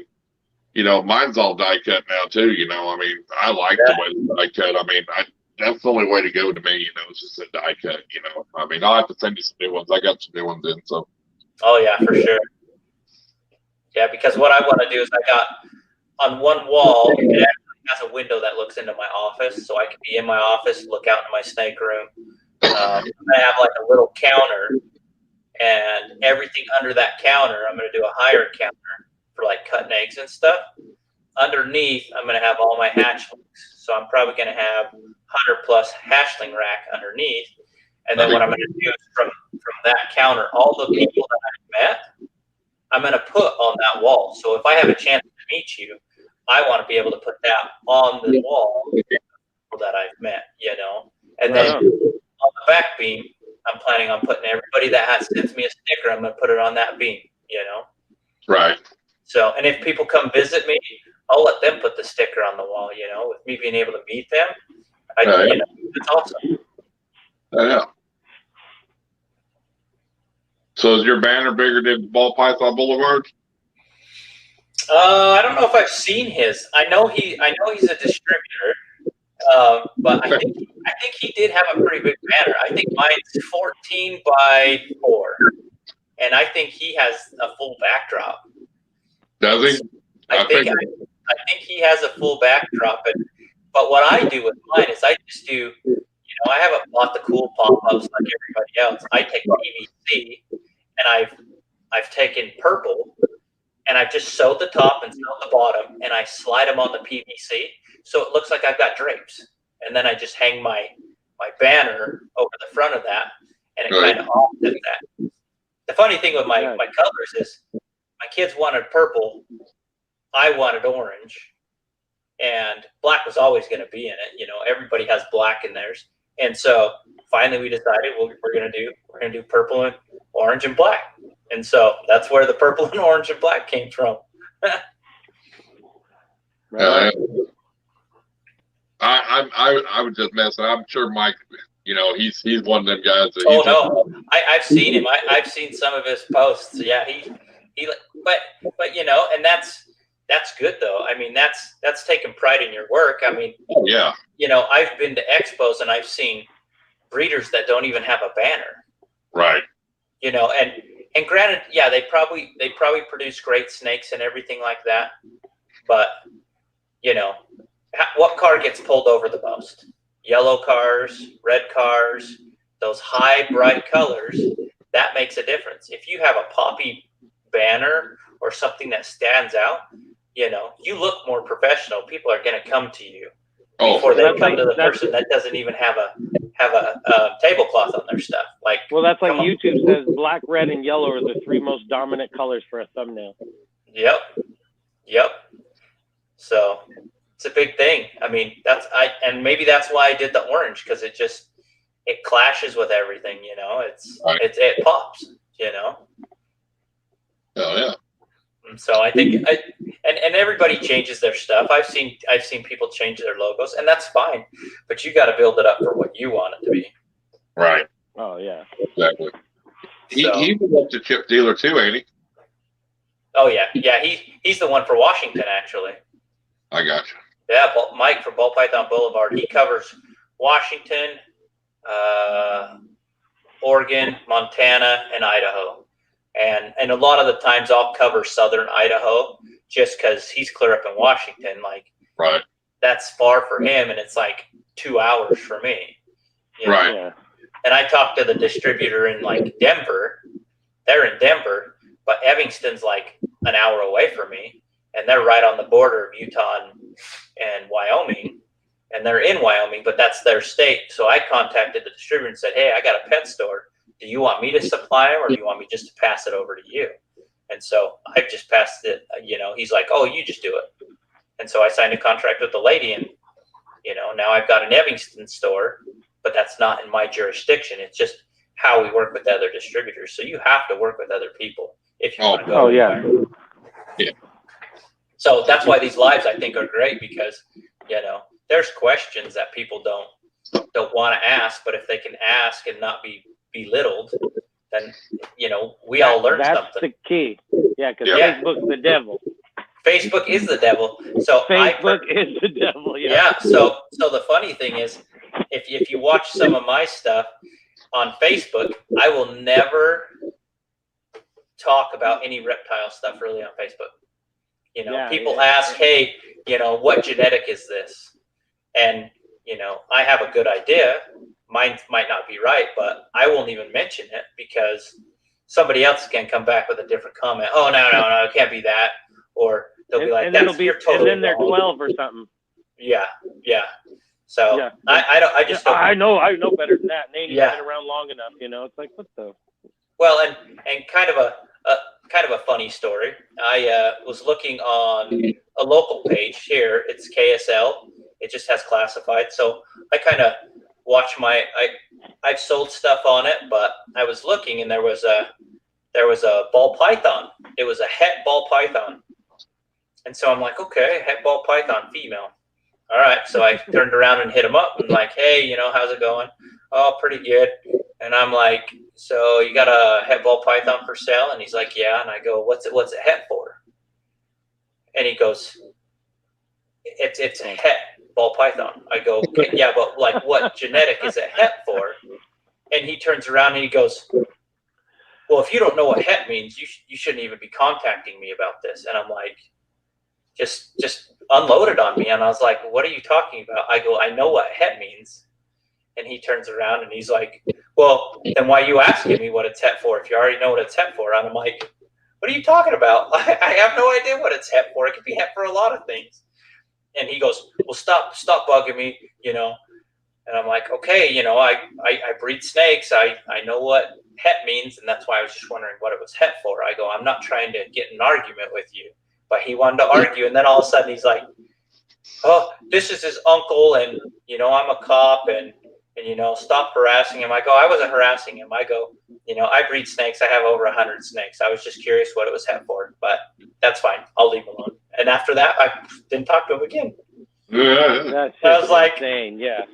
And then all of a sudden, like 2 days later, it's het for albino. I'm like, okay, this guy doesn't know what he's talking about. Must be a little kid, and that's fine. He just wanted a little bit more money. He was guessing. Yeah, he's just guessing at that point. So, and that's fine. If you want a little bit more money, that's fine. But I'm not going to buy it because I know what I'm looking for. Right. And so, pretty interesting. I had a good laugh about that one. Well, yeah, I used to be in a couple groups just because I like looking at all the animals at first, but it's like, yeah, you can't say nothing really, without some kind of bullshit like raining down, Yeah. If anybody, and that's the problem. If anybody asks a question for help, all they get is people downing them. About what they don't even help them out, No. Yeah, they'll be asking the question, hey, how is this enclosure? Well, you're doing this wrong. He's asking. Most people won't ask. It's like, Jesus, don't kill him already. Yeah. It's like, like, what are you doing? Yeah, because them groups, it probably runs way more people out of the hobby than it helps them. Oh, we've talked about it many times. I bet it just turns so many people off. Oh yeah. It ruins people. I'm sure. Well, if you're ruined. And then you turn around and get that poor person that turns around that loves animals, loves reptiles. And I actually was watching this Facebook group just jump down this guy's back. He turned around and he's like, I have 2 snakes in the same tank. They've always been in the same tank. Never had an issue with it. He goes, I come home to eggs. And he goes, I don't know if they're good. And he posts a picture. And people are like, well, how did you not know she was going to lay? He goes, because I didn't know. And they're like, well, how'd she get pregnant? Well, I have 2 snakes in a cage. Well, and they're like, well, you shouldn't have 2 females. Yeah, you didn't know. Yeah, you shouldn't have 2 snakes in a cage. Well, he's like, I don't breed. He goes, I'm just wondering if these eggs are viable. Like, I left on a trip. I come home to eggs. Are they viable or are they not viable? And everybody was just like, you shouldn't be breeding snakes. You shouldn't be keeping them in the same thing. He's asking about the eggs. He's asking about the eggs. Who cares about the way he takes care of his animals? That's up to him. I mean, we can help, but we shouldn't turn around and yell at him and say, hey. Yeah, just say, hey, that's probably not the best idea, but now that you're here, let's, do this. Let's take care of the eggs, the babies that you could potentially have, Yeah, exactly. Yeah. You're limiting those animals in that life because they're being rude to him. Like, that's not cool. I don't even get on there no more because I found myself messaging these people in private message to help them out because nobody was helping them. So here I'm spending my time trying to help somebody, And even that hurts too, though. Yeah. I get more frustrated at the people with some of the shit they say. It's like, you really tell this shit to people? It's like, man, you should not even be in a group of anything. No. No. Well, Brian Barczyk talks about, Brian Barczyk had a hard time for a while because, people they actually had Facebook groups. I think, did you ever watch that stuff? They used to have Facebook groups that said, hate Brian Barczyk. Yeah. How's that even that makes no sense. Right.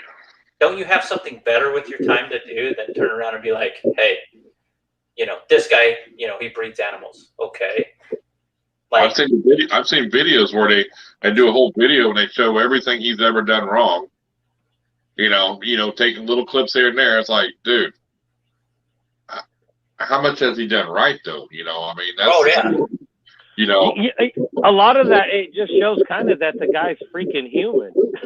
It's like Right. he's not we all make mistakes. We're all gonna, But the biggest kicker is when you make that mistake, do we learn from it? Because if you're not learning from it, then you're not doing something right. That's what a lot of people, I mean, if you're making the same mistake over and over and over, then, I can understand why people would jump down your back a little bit. But, we wouldn't be where we are without people like Brian Barczyk or Justin Kabelka or some of these guys. We wouldn't have the knowledge. Right. Oh, for sure. Yeah. And so, I mean, there's a lot of older people that were, founded this industry, but, Brian Barczyk, he really put a lot of it to light, I think, with, snake bites and everything, and that. Oh, yeah. I mean, I'm just laughing because of what Heather said. Heather turns around, she goes, "If you're a dick to me," oh, yeah. Yeah, did you see that? She's gonna be a dick back. Well, hey, that's fair. I mean, that's pretty short. As long as you're respectful about it, I think everybody's open to it, and you have to, in this industry, you have to be open to something. Like if I'm doing something wrong, I posted one video about my Nile monitor, and I was feeding him, and I had this one guy post on my YouTube thing, and you could probably go back and look at it because it's still there because I didn't delete it.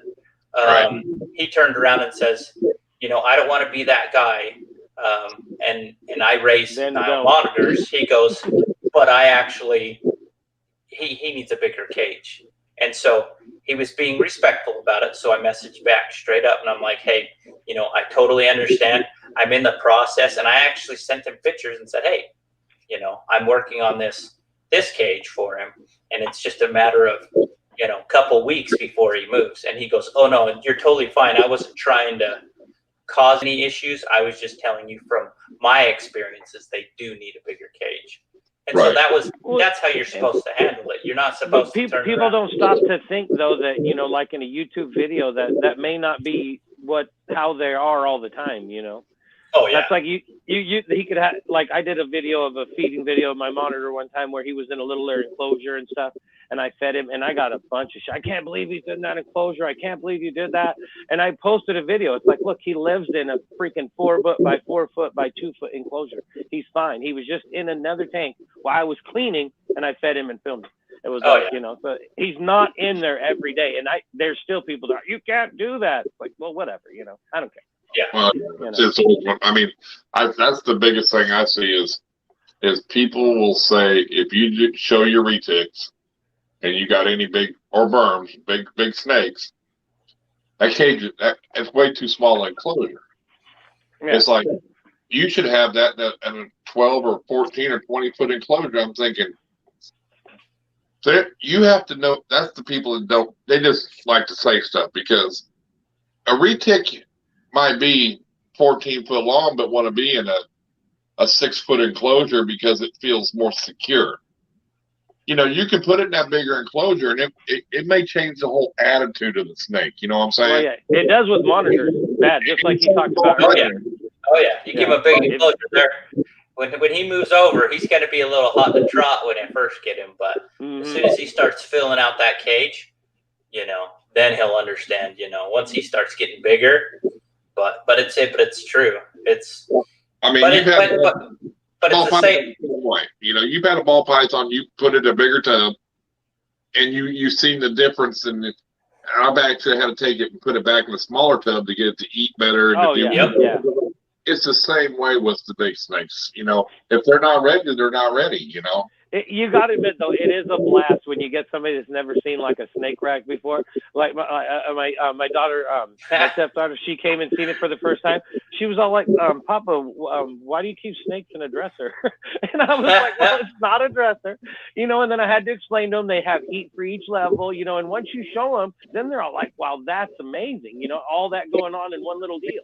And then it's cool that way, But it's so funny how they're like, Well, I tell people when I have a lot of snakes, then they're like, "How many you have?" I go, "Well, I'm roughly about 100," and they're like, first thing that pops into their head, this dude's got like glass tanks all over his house. Yeah, exactly. Yeah. Go, do you have any venomous? No, I don't have any venomous. Oh, are they just running around in your house? No, they're not running around in my house. like, come on. Like, they're not dogs. I'm not gonna just let them roam my house. They're gonna get somewhere, and then I'll lose them, and then they'll die, and that's not what I want. You know. So yeah, I've had people walk in the room. They're like, "Hey, where's the snakes?" And it's like they're in the drawers. And they're in there. And it's like, yeah, that's where they live. They're in here. Yep. Well, I think it's funny because people complain about size of that, like enclosures and stuff. Yeah. Refer it to this. Do they put their dog in a kennel when they go to work? I don't get it. You know. Well, and I kind of got in a little debate today because I'm actually looking about getting another Great Dane, and I love their ears cropped. I mean, it's personal preference. You don't have to. But there's a reason they've been cropped is because they have issues with their ears. They get a lot of buildup, they get ear infections and stuff like that. So that's why the cropping came into play. Granted, pit bulls when they used to do theirs, they do them super short or they mess them up because they wouldn't do them correctly, But I'm gonna get a Great Dane, and I had one person say, that's animal cruelty. I'm like, how do you figure it? I mean, boys get their thing snipped, like, don't they? What's the difference between that? Because that's a cleanliness issue compared to the same difference with a dog. What's the difference between animal cruelty and kid cruelty? Like, what's the difference? Yeah, when you're cropping the ear, it's a whole lot different than cutting it to the skull for a fight. It's like they put the two together, and it's like it's two different deals. Yeah. It's like yeah. If my big boy comes over, you'll see him. I picked him up as a rescue, and his ears are cropped, and they look great. So, right. But he's 10 years old and getting old, so I'm kind of getting worried about him. So now I'm looking to get another pup just to kind of let it for my other dog, train him and stuff before. Oh, that's the best trainer right there. Oh yeah. That is the best. People think, oh, it's you. No, if you have an older dog around, that's going to be your best trainer. Oh yeah, for sure. So, but yeah, that's kind of what I've been. If it's not like a lump or something. People argue about stupid stuff. Like, it's my animal. I can do what I want with my animal. And at the end of the day, if you think it's animal cruelty, put me in and have me investigated. Like, that's fine. They're going to look at you and be like, "You're crazy, man. He's doing great." Yeah, it wasn't with a pair of scissors in the alley. It was at a vet and had it done correctly. And it's not the rusted stuff. Yeah. So. Yeah, it's funny the way that they put everything together when it comes to the animals, all kinds of different animals, Oh, yeah. Yeah, for sure. I mean, they got to argue about something. And at the end of the day, my snakes are fine. My snakes are fed. They're clean. They got water. They're happy. I mean, far as I can tell, they don't bite me. So apparently I'm doing something right. If they're bugging them and causing issues and they're aggressive and they don't want to be touched, nothing, there's something going on there. For sure.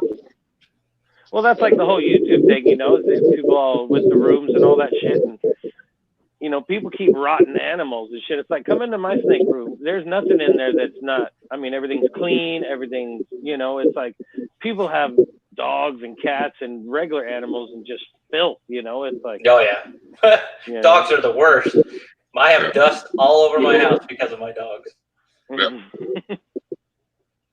Well, yeah, it don't matter. It depends on the person and how they keep their house. I mean, some people, you can walk in and they got a sink full of dishes and they never do their dishes, and their house is dirty, and it just, it's same with their animals. I mean, they don't care about their animals, But I'm with you on the, I know so many people that, the first thing they do is they go put their dog in a kennel, in a cage, and then they go to work all day, 8 hours. Those are the same ones that were mean for eating a rat or something off, Well, I don't want it to do this. I've never kept one in a cage, ever. That's the worst to me, yeah. Yeah. Mine don't even wear collars. Yep. Not unless we're going somewhere. Exactly. Right. So, it's just, Well, that's like me and my dog. It was actually the reverse because I got a bully and I didn't get his ears done, and he's got nasty ears all the time. And I've been told if I would have got him, done, his ears wouldn't be that bad. Well, and that's why pit bulls. I mean, my brother had so many infections in his pit bull's ears, and it was because of that. Because they hang down and they don't get to breathe. And with bigger ears like that, I mean, think about all the hound dogs. I bet they have horrible ear issues. And the only reason why I didn't get his ears done is because people, as soon as they see the ears, they automatically think bad, and that's the only reason why I didn't get his ears done. Yeah, I didn't want everybody to have that, right away shock, like, oh my God, is that one of those dogs? It's like, but Dobermans are the same way. Most people wouldn't even know what a Doberman was if his ears were up and his tail was exactly. Up. They'd be all like, "What is that?" It's like, because it looks totally different. Yeah, exactly. Dobermans are real bad. The classic Doberman, if it's got floppy ears and a tail, people don't know what the hell they are. Is that a hound dog? Is that a skinny hound or something? Yeah. No, that's that dog where ears are up, and you're gonna think it's gonna kill you after that. Oh yeah. Yeah, my dog sounds like he'll kill you, but then you come in and he's fine. Like, he'll look you right in the face and bark, but he's like, whatever, we're good. That is the thing about the Great Danes. They get right eye level or above you to look. When like you're sitting down or something, they'll get right on you. Just like, nothing stays on my counter. Yeah, it's like, please be nice. Please be nice. That's how much this mastiff was, man. He was just so huge, and the bark on him, just like. It's more intimidating. You got a 245 dog, he's intimidating anyway, I was a paper boy and somebody had one, man. They opened the damn dog at the door. I was like, oh, I thought I was gonna die. It would look like a horse. It looked like a horse to me then, I was like 12 or something. I was like, holy shit, what is that thing? That's funny. I don't even think I'd ever seen a Great Dane at that time in life. I was like, what the freak is that, man? Oh yeah, they're big dogs, but I mean, attitudes on them. I mean, it's animals are just great in general. I mean, reptiles, mammals, whatever you want. I've been more of a reptile guy. I've always been a dog guy. I did have I had a Savannah cat for a while, and that thing was crazy. It'd chew on my table like a dog.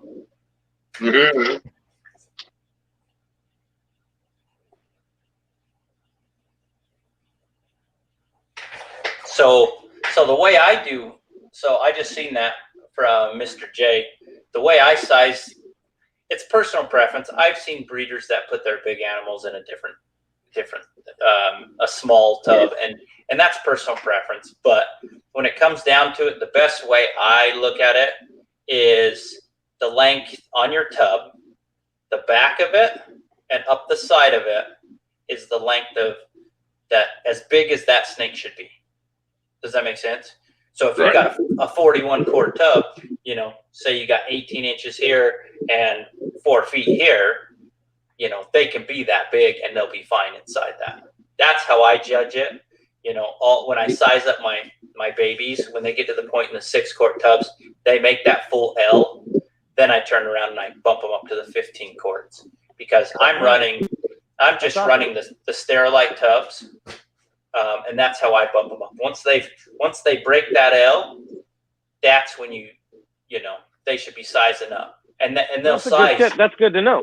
Yeah, it's a good size, and they'll just keep moving up, and pretty much a 32 quart is roughly what I keep my males in because the males stay smaller. I've bumped my females up into a 41 quart, and all my females are into those, and so they can be a little bit small, but that gives them a little bit extra to grow. So a lot of my females will get length before they get girth, but they're still size-wise to produce. So nice. Yeah, I think I need to make me a rack to do 15 quart because mine go so worth it. So worth it. I love it. Yeah, because mine's either going to go 6 to 28 to 41. And that's a hard jump, I think, between the 6 and the 28. I did used to have some 15 quart Sterilite tubs, but I never had a rack for them. But I did see that that's a little bit better for them, so I would like to build one just for 15 quart. Okay, so use the ones I use are the purple latch lids. Okay, and so you use the purple latch lids, but if you build those correctly, you can actually, a lot of the racks come where you can put the 32s in sideways, and then you also have your 15s. You'll have a double 15 and then a 32. So if you build it double wide, you can actually be interchangeable. And the 28 quart Sterilites usually are roughly about the same as the 32 Sterilites. So the only difference between those is you get more height on your 32s on that one, but the base is the same as the 28s that are shallower. That's the only difference. Only a snake breeder knows this much about a Sterilite tubs. You'd be amazed. You'd be amazed how many times and racks that I've been through. It's crazy. Well, yeah, I think because I've got 2 full 28 quart racks, and I could actually take one and make it into a 15 quart. Right now. Yeah. I could just. So what I'm planning with my snake room is I'm going to have 3 10 tall 41 quarts. I'm going to have 2 10 tall 32 quarts, but they're going to be the long pole. So not the sideways pole, but it'll be the long pole. And then I'm going to turn my 15 32s is what they call them. Like if you were to order something, it'd be a 15 32. Right. And those are the sideways ones. But I have 2 of those. I'm going to turn those all into strictly, 15 quarts. So I can hold, you're talking 40 grow outs right there. And then I'll have probably over 100 6-quart tubs for the babies in my new room that I'm building.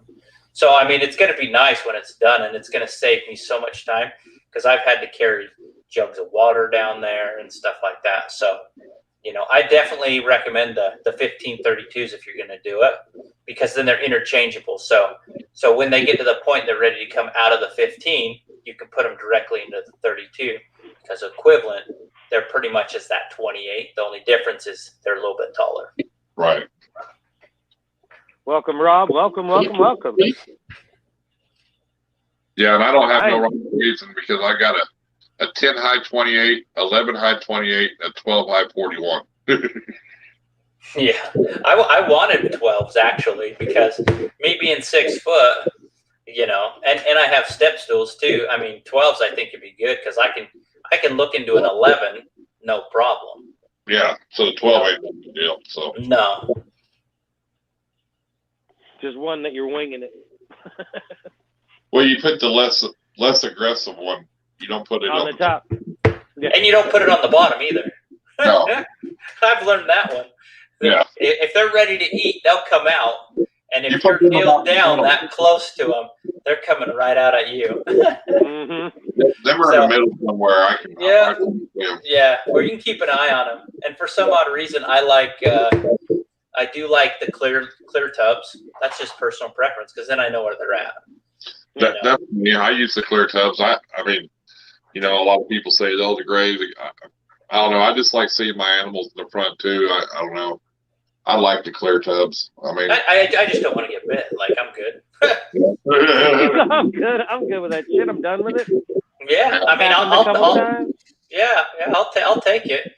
So it was really funny because it took me. It was the end of last year. It was funny. I had snakes for about 3 years and I've never been bit. 3 years, never been bit by a snake. And the funny thing, my buddy comes over and I pull out my bamboo that's het clown and she tags me. And it spooked me because I've never been tagged and it hit me and I was like, ugh. And he just laughs at me. And I'm thinking, shut up, man. Like, that's not funny. And he goes, did it hurt? And I go, no. It felt like somebody just poked me with a pin, like, boop, here you go. Well, that same night, I got bit again. And I'm like, 3 years, I've never been bit. The same night, I got bit twice. That's funny. So 2 days later, I go into where my adults are, and I actually have an African import, a couple of them. And we're in my snake room, and my buddy's checking stuff. And I'm like holding this snake out, showing him. I mean, she's sub-adult.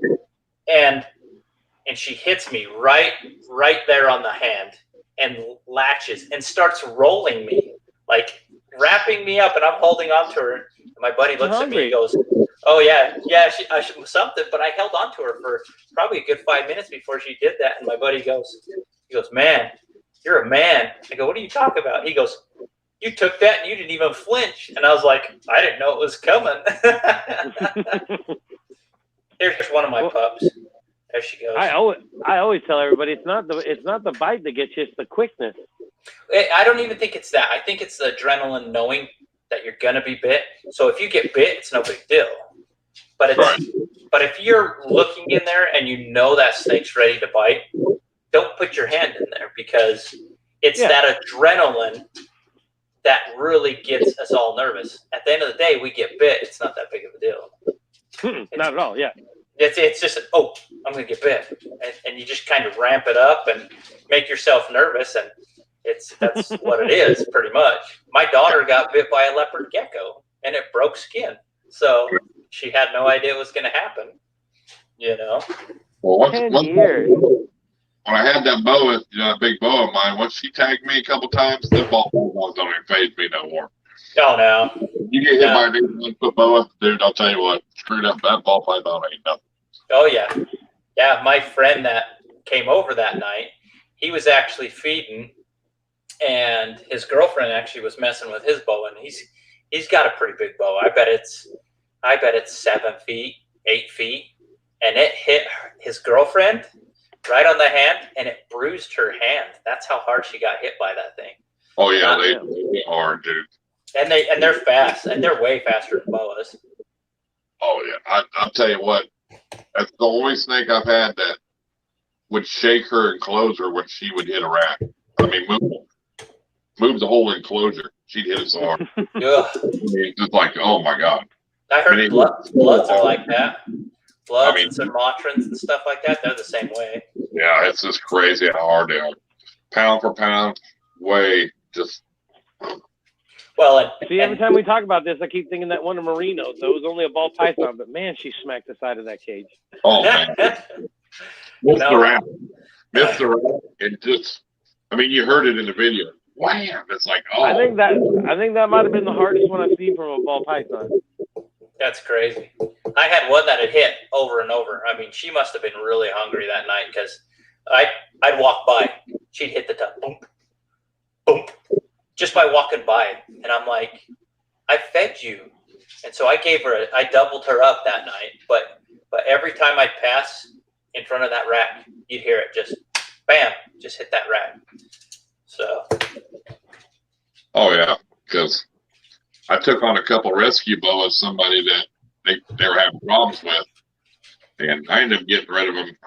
I told her I can't help her out. You know, I think they do got a little bit bigger teeth, Jay. And, every time I'd walk by their tub, they'd hit the front. Wham! I mean, you know, that's how. And then when you feed them, they come halfway out of the tubs. They're talking, 5-foot boas, or whatever, 6 foot.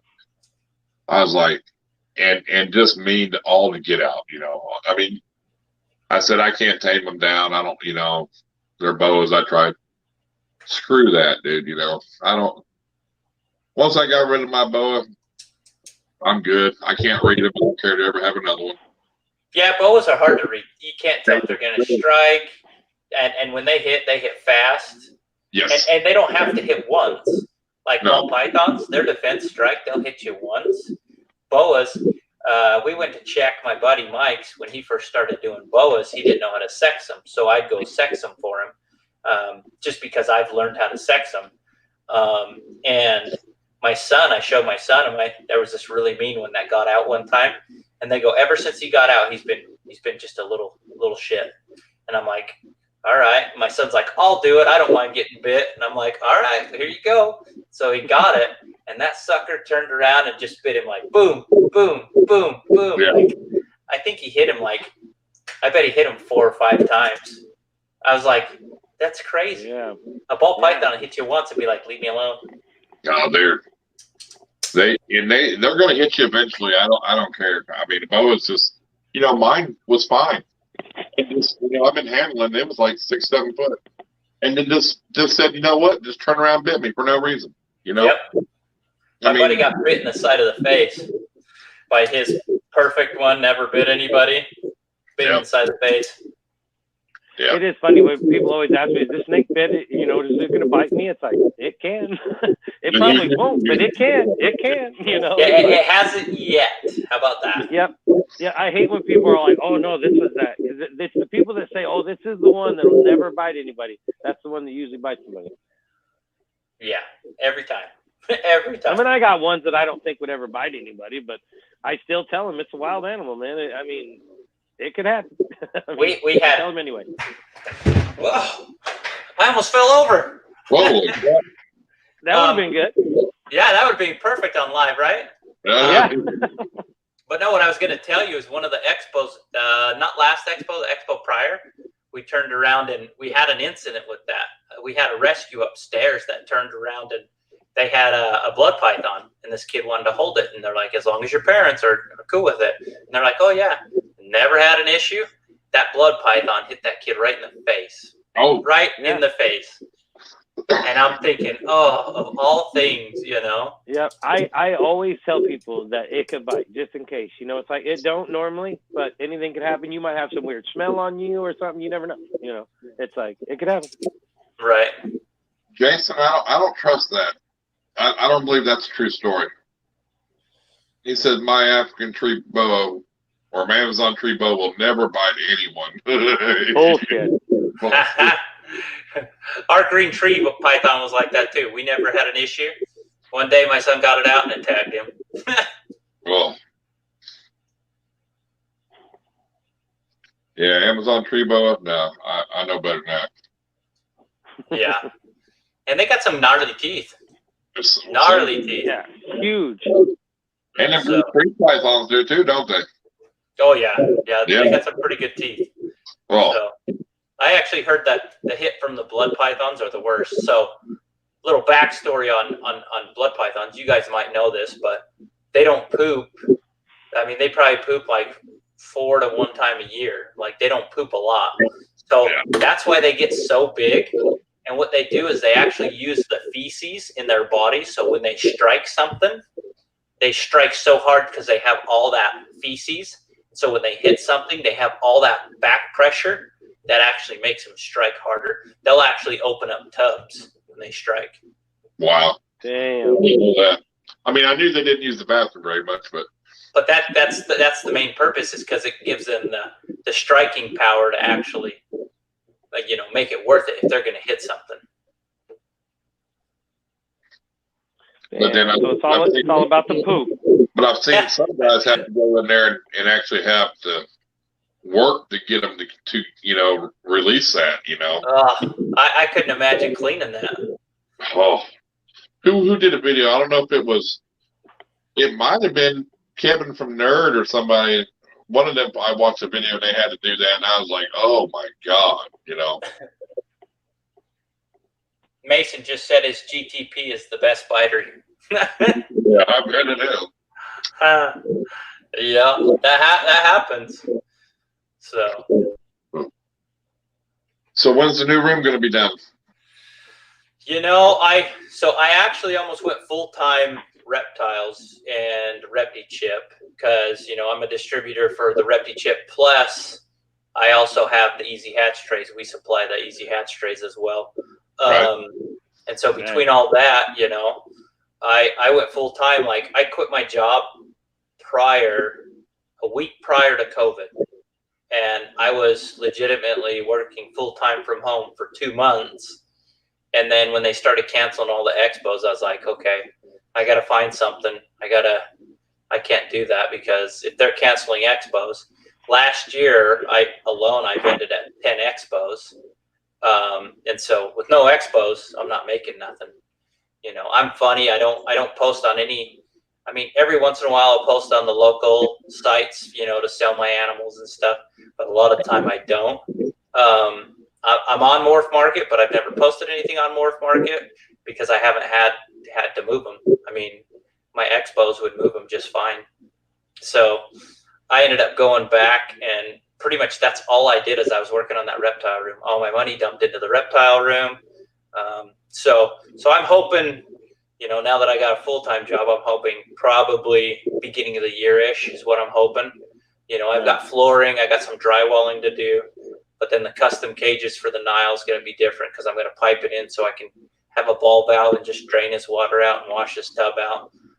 Same with the peach throats. That'll be nice. Yeah, it's going to save me a lot of time, a lot of headache that I don't like to do. Carrying out a 7-gallon tub full of, you know, poopy water, not you know, exciting. I use a shop vac. Hey, that's not a bad idea. I take the filter out, a wet dry vac. I shop vac it out, pour it outside, and fill it up with a hose. I made Irondogg enclosure to where the rat tubs that we, you know, the Lowe's tubs, it fits right in there for his pool, so it's easy to take out. But yeah, I usually just use a shop vac, take all the water out of it and stuff. Well, so the way my cage is, he has above it, and then he's got his water, but I actually have a door that flips down, an individual door, so I can actually flip that door down and just remove his whole water tub and just carry that straight out, and he's fine. Oh yeah. Oh, right on. Is Heather still in the chat? Still here? I haven't seen her in a little bit, but she might still be here. I don't know. I was going to ask her a question if she was here. We still got 13 watching. Yeah. So what questions you got for me? You got any special questions? Anything you guys want to know? Shit, I think you've answered them all. I was just going to say, I've learned quite a bit already. I'm not sure if there's anything to add. You got any critters you want to show us? Yeah, I can actually show you one of my new produced ones that my buddy called dibs on because I switched him out for a pastel leopard. But you'll have to give me a minute. And they're downstairs. Okay, give me a minute. Cool. Intermission. You can keep that snow. Hey, Mr. J said I had a little bit of an echo, but I've shut off like everything, and it still sounds weird. I don't hear it. You don't hear it? All right. I don't know. He said something about it earlier. But I've shut off the computer and the phone and everything, and it still sounds the same to me, so I don't know. Either way, I'll be right back, too. All right.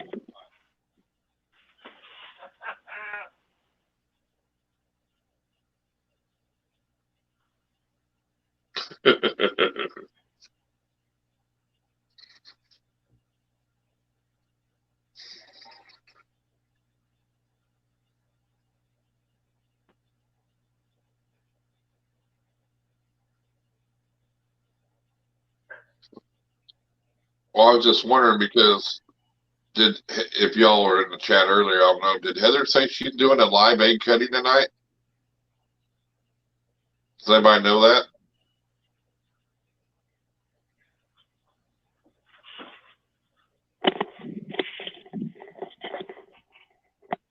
What are you wanting about? Well, I thought, waiting to see how long before. Heather, are you doing a live egg cutting tonight? Is that what I read earlier? Is it tonight? Well, that's why I was wondering because I was going to end the live a little early because so you could do it. Yeah. You know, that's why I was asking. So. Well, let's go. Let's see what we're doing. All right. Well, we're probably only going to be on a little bit longer, not long, so you can do that. That's what I want to make sure. I don't want to be on here because I know it's late where you're at. I mean, I know it's 10:15, so we'll do we get a heckle the chat? Do we get a heckle the chat? Yeah. All right, here we go. All right. Oh, run up. Let me on single. Oh, nice.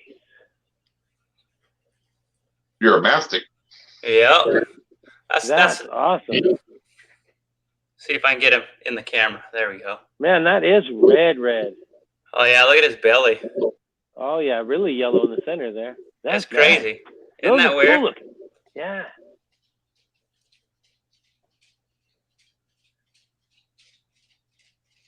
Yeah, they were is cool. That stripe on the tail the stripe you were talking about?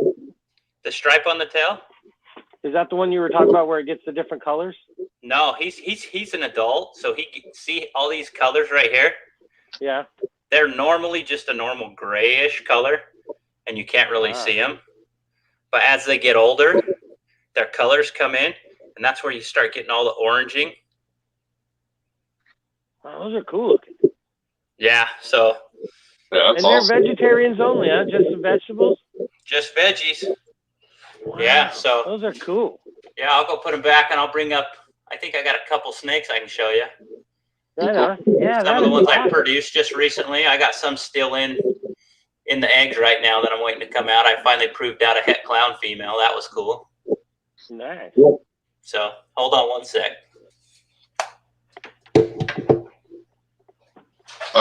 Just so you know, Justin. Yeah. Heather said I am the mod, so what I say is what goes. So if you heckle, I can remove you from that chat. Heather, what's the love? You're gonna leave this guy in charge? Are you kidding me? Oh yeah, I'm on. Yep, I'm on. Oh my God! All right. I'll be nice. I'll be good. Is she doing it on Instagram or here? No, she'll do it on YouTube. Well, right on. So right after we're done. Yeah, we need like a 5-minute intermission though. Yeah, I've been mod like day one on her channel. Well, I'm not. That's sure why she's. If you have a channel, she has to be your mod because she don't take no crap from nobody. Not even. Oh no, I was gonna say something earlier we were talking about. I couldn't remember what we were talking about, but I was like, yeah, when she's in here, you just wait. If somebody comes in and says something lippy, she'll be all over them like the wind. And if you notice that there is, what we'll probably do is I'll probably no more. We'll end this live probably in 10-15 minutes. I'd say. Does that sound good to you? That's fine. Yeah, whenever, just as long as we're all good here. It's no they sound like you're underwater is what they sounded like. Okay. Yeah, I don't know. Yeah, so I probably about 10 or 15 minutes, Heather will end this. She's going to do a live egg cutting tonight, Jeremy, on YouTube. So yeah, I'll definitely turn it on. So we'll once we're done here, we'll end here in 5, 10, 15 minutes, and then we'll jump over and watch that live egg cutting because she's it's about 10:30 there. So. Oh yeah, that's definitely late. Okay, this one, if she's good about it, I picked this one up for my buddy. So this is a pastel VPI Exantic. Nice. Oh, wow. Like her colors are so different. Almost like a white. Yeah, it's got that like half stripe down the side almost. It's weird. Yeah, so she's way pretty. So I want to work with the Exantic stuff. And with this having pastel and vanilla, if you look on my Instagram, she is like super white. Like this probably isn't even doing justice on her. But very clean. So that's what I'm going to play with as she gets bigger. And then this little guy is the one my buddy called dibs on. So this one turned out way pretty. Oh yeah, nice.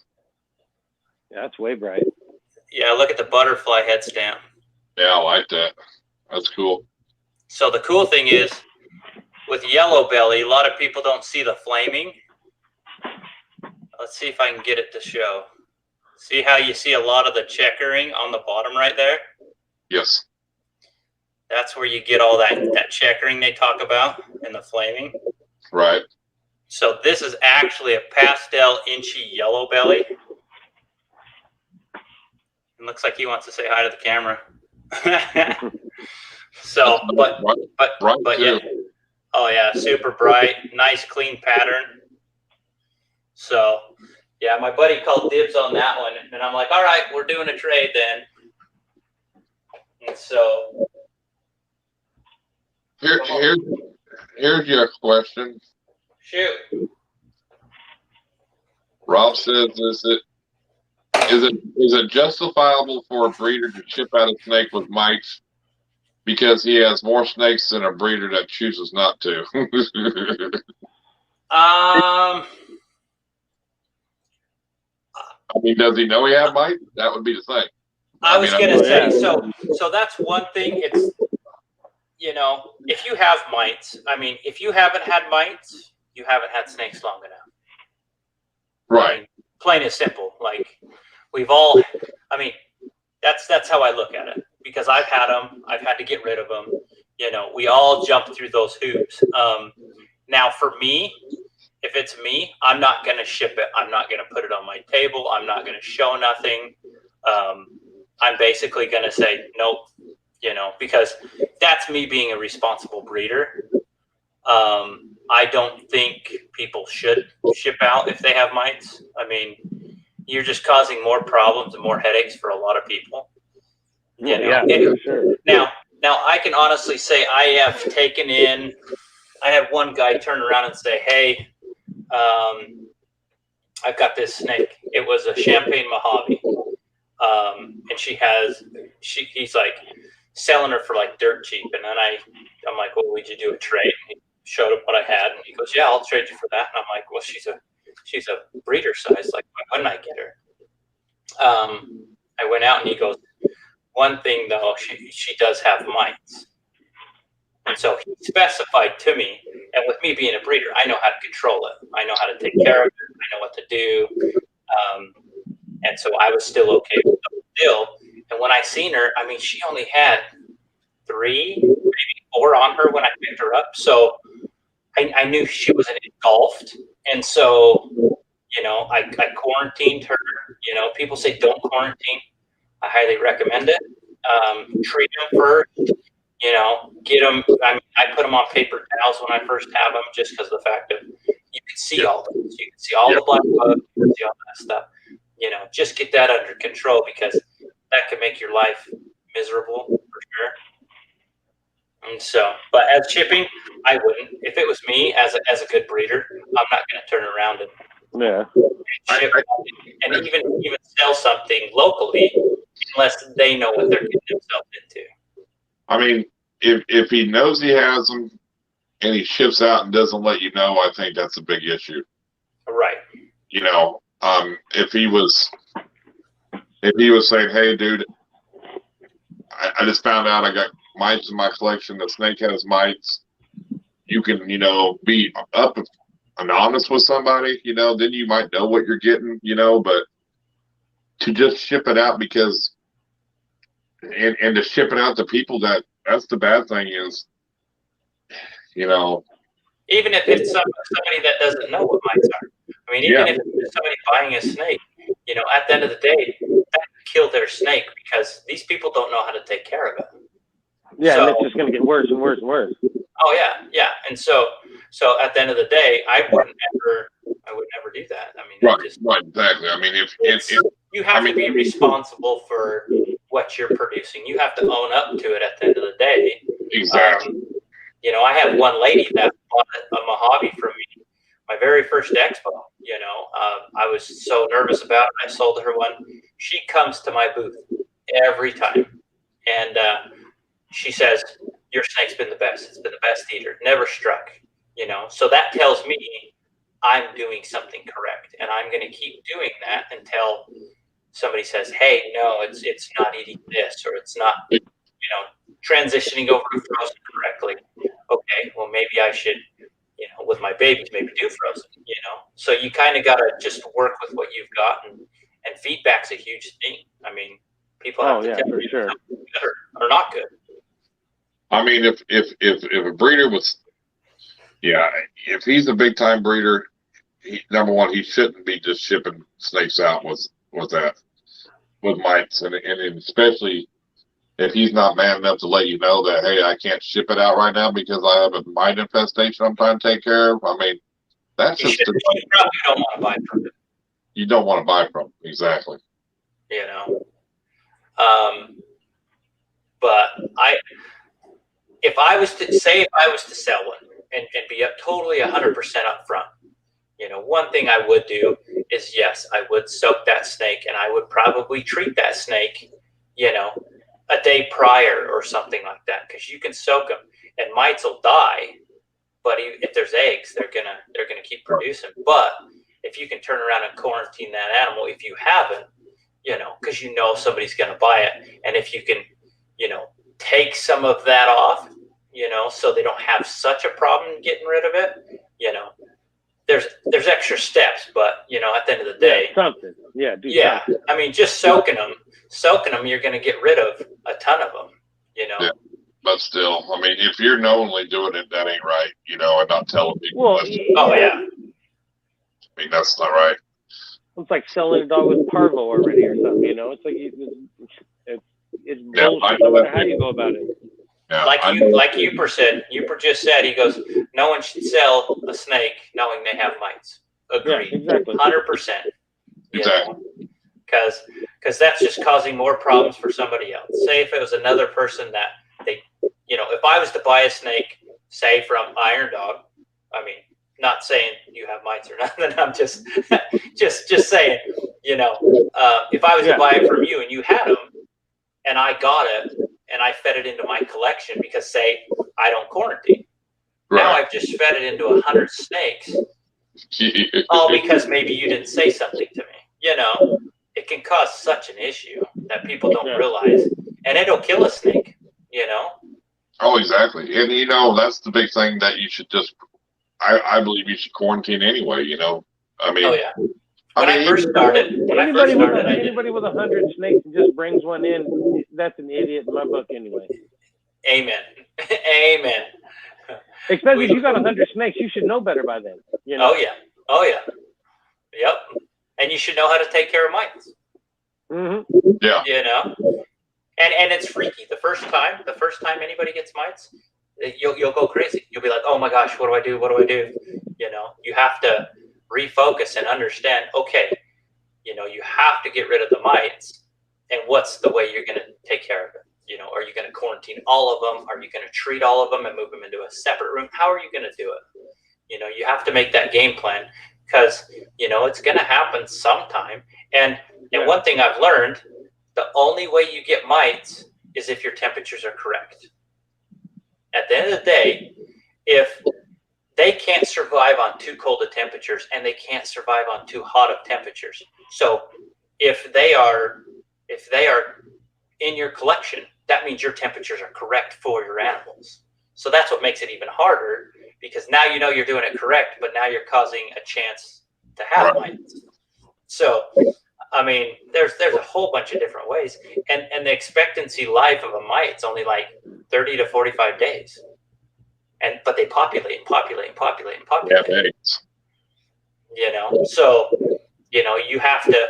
Granted, you can kill all the ones that are there, but at the end of the day, you have to take care of the eggs on that first. You have to treat repeatedly to take care of the eggs.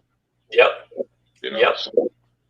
So and I've heard not to move them. So if you get them in your collection, I heard don't move them. You can turn around and treat them right there. Not me. If it's me, I'm going to move them straight into the quarantine rack, tub and everything. Take that whole tub out. I'm going to eliminate it. I'm going to turn around and take care of my rack. And then I'm going to turn around and I'm going to treat that snake, put it in a whole separate area, and consistently treat that, but monitor my whole entire collection. Well, it's you have to clean it's just a headache, dude. I got a nightmare. I've had nightmare. And I didn't have a whole bunch of snakes, and it was a headache. Oh, yeah. It was a headache, and let me tell you what.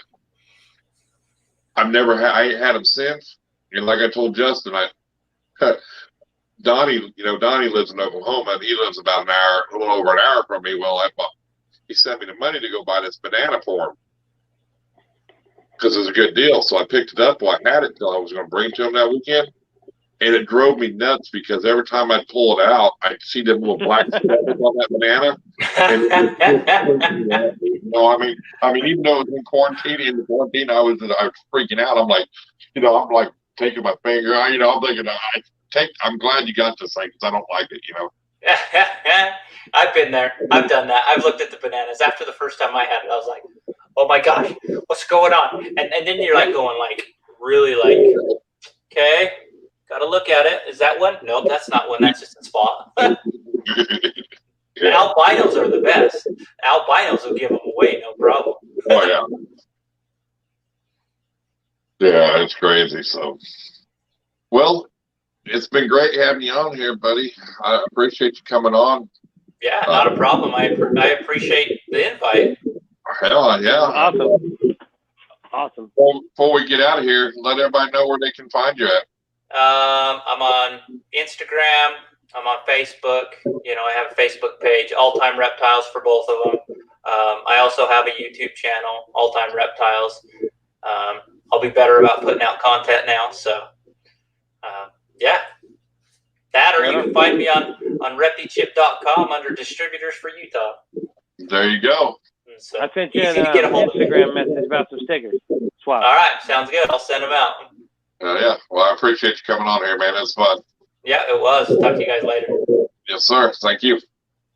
Y'all, in a little bit, Heather will be doing a live stream, doing a live egg cutting. So look out for that broadcast and don't miss it. Love, so. Yeah, make sure your notifications are on and all that kind of stuff. I double check mine too, because YouTube will turn them off sometimes.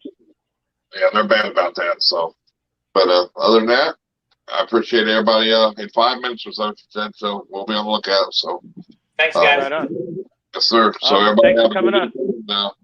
And we'll catch you all later. Peace. All right, take care, everybody.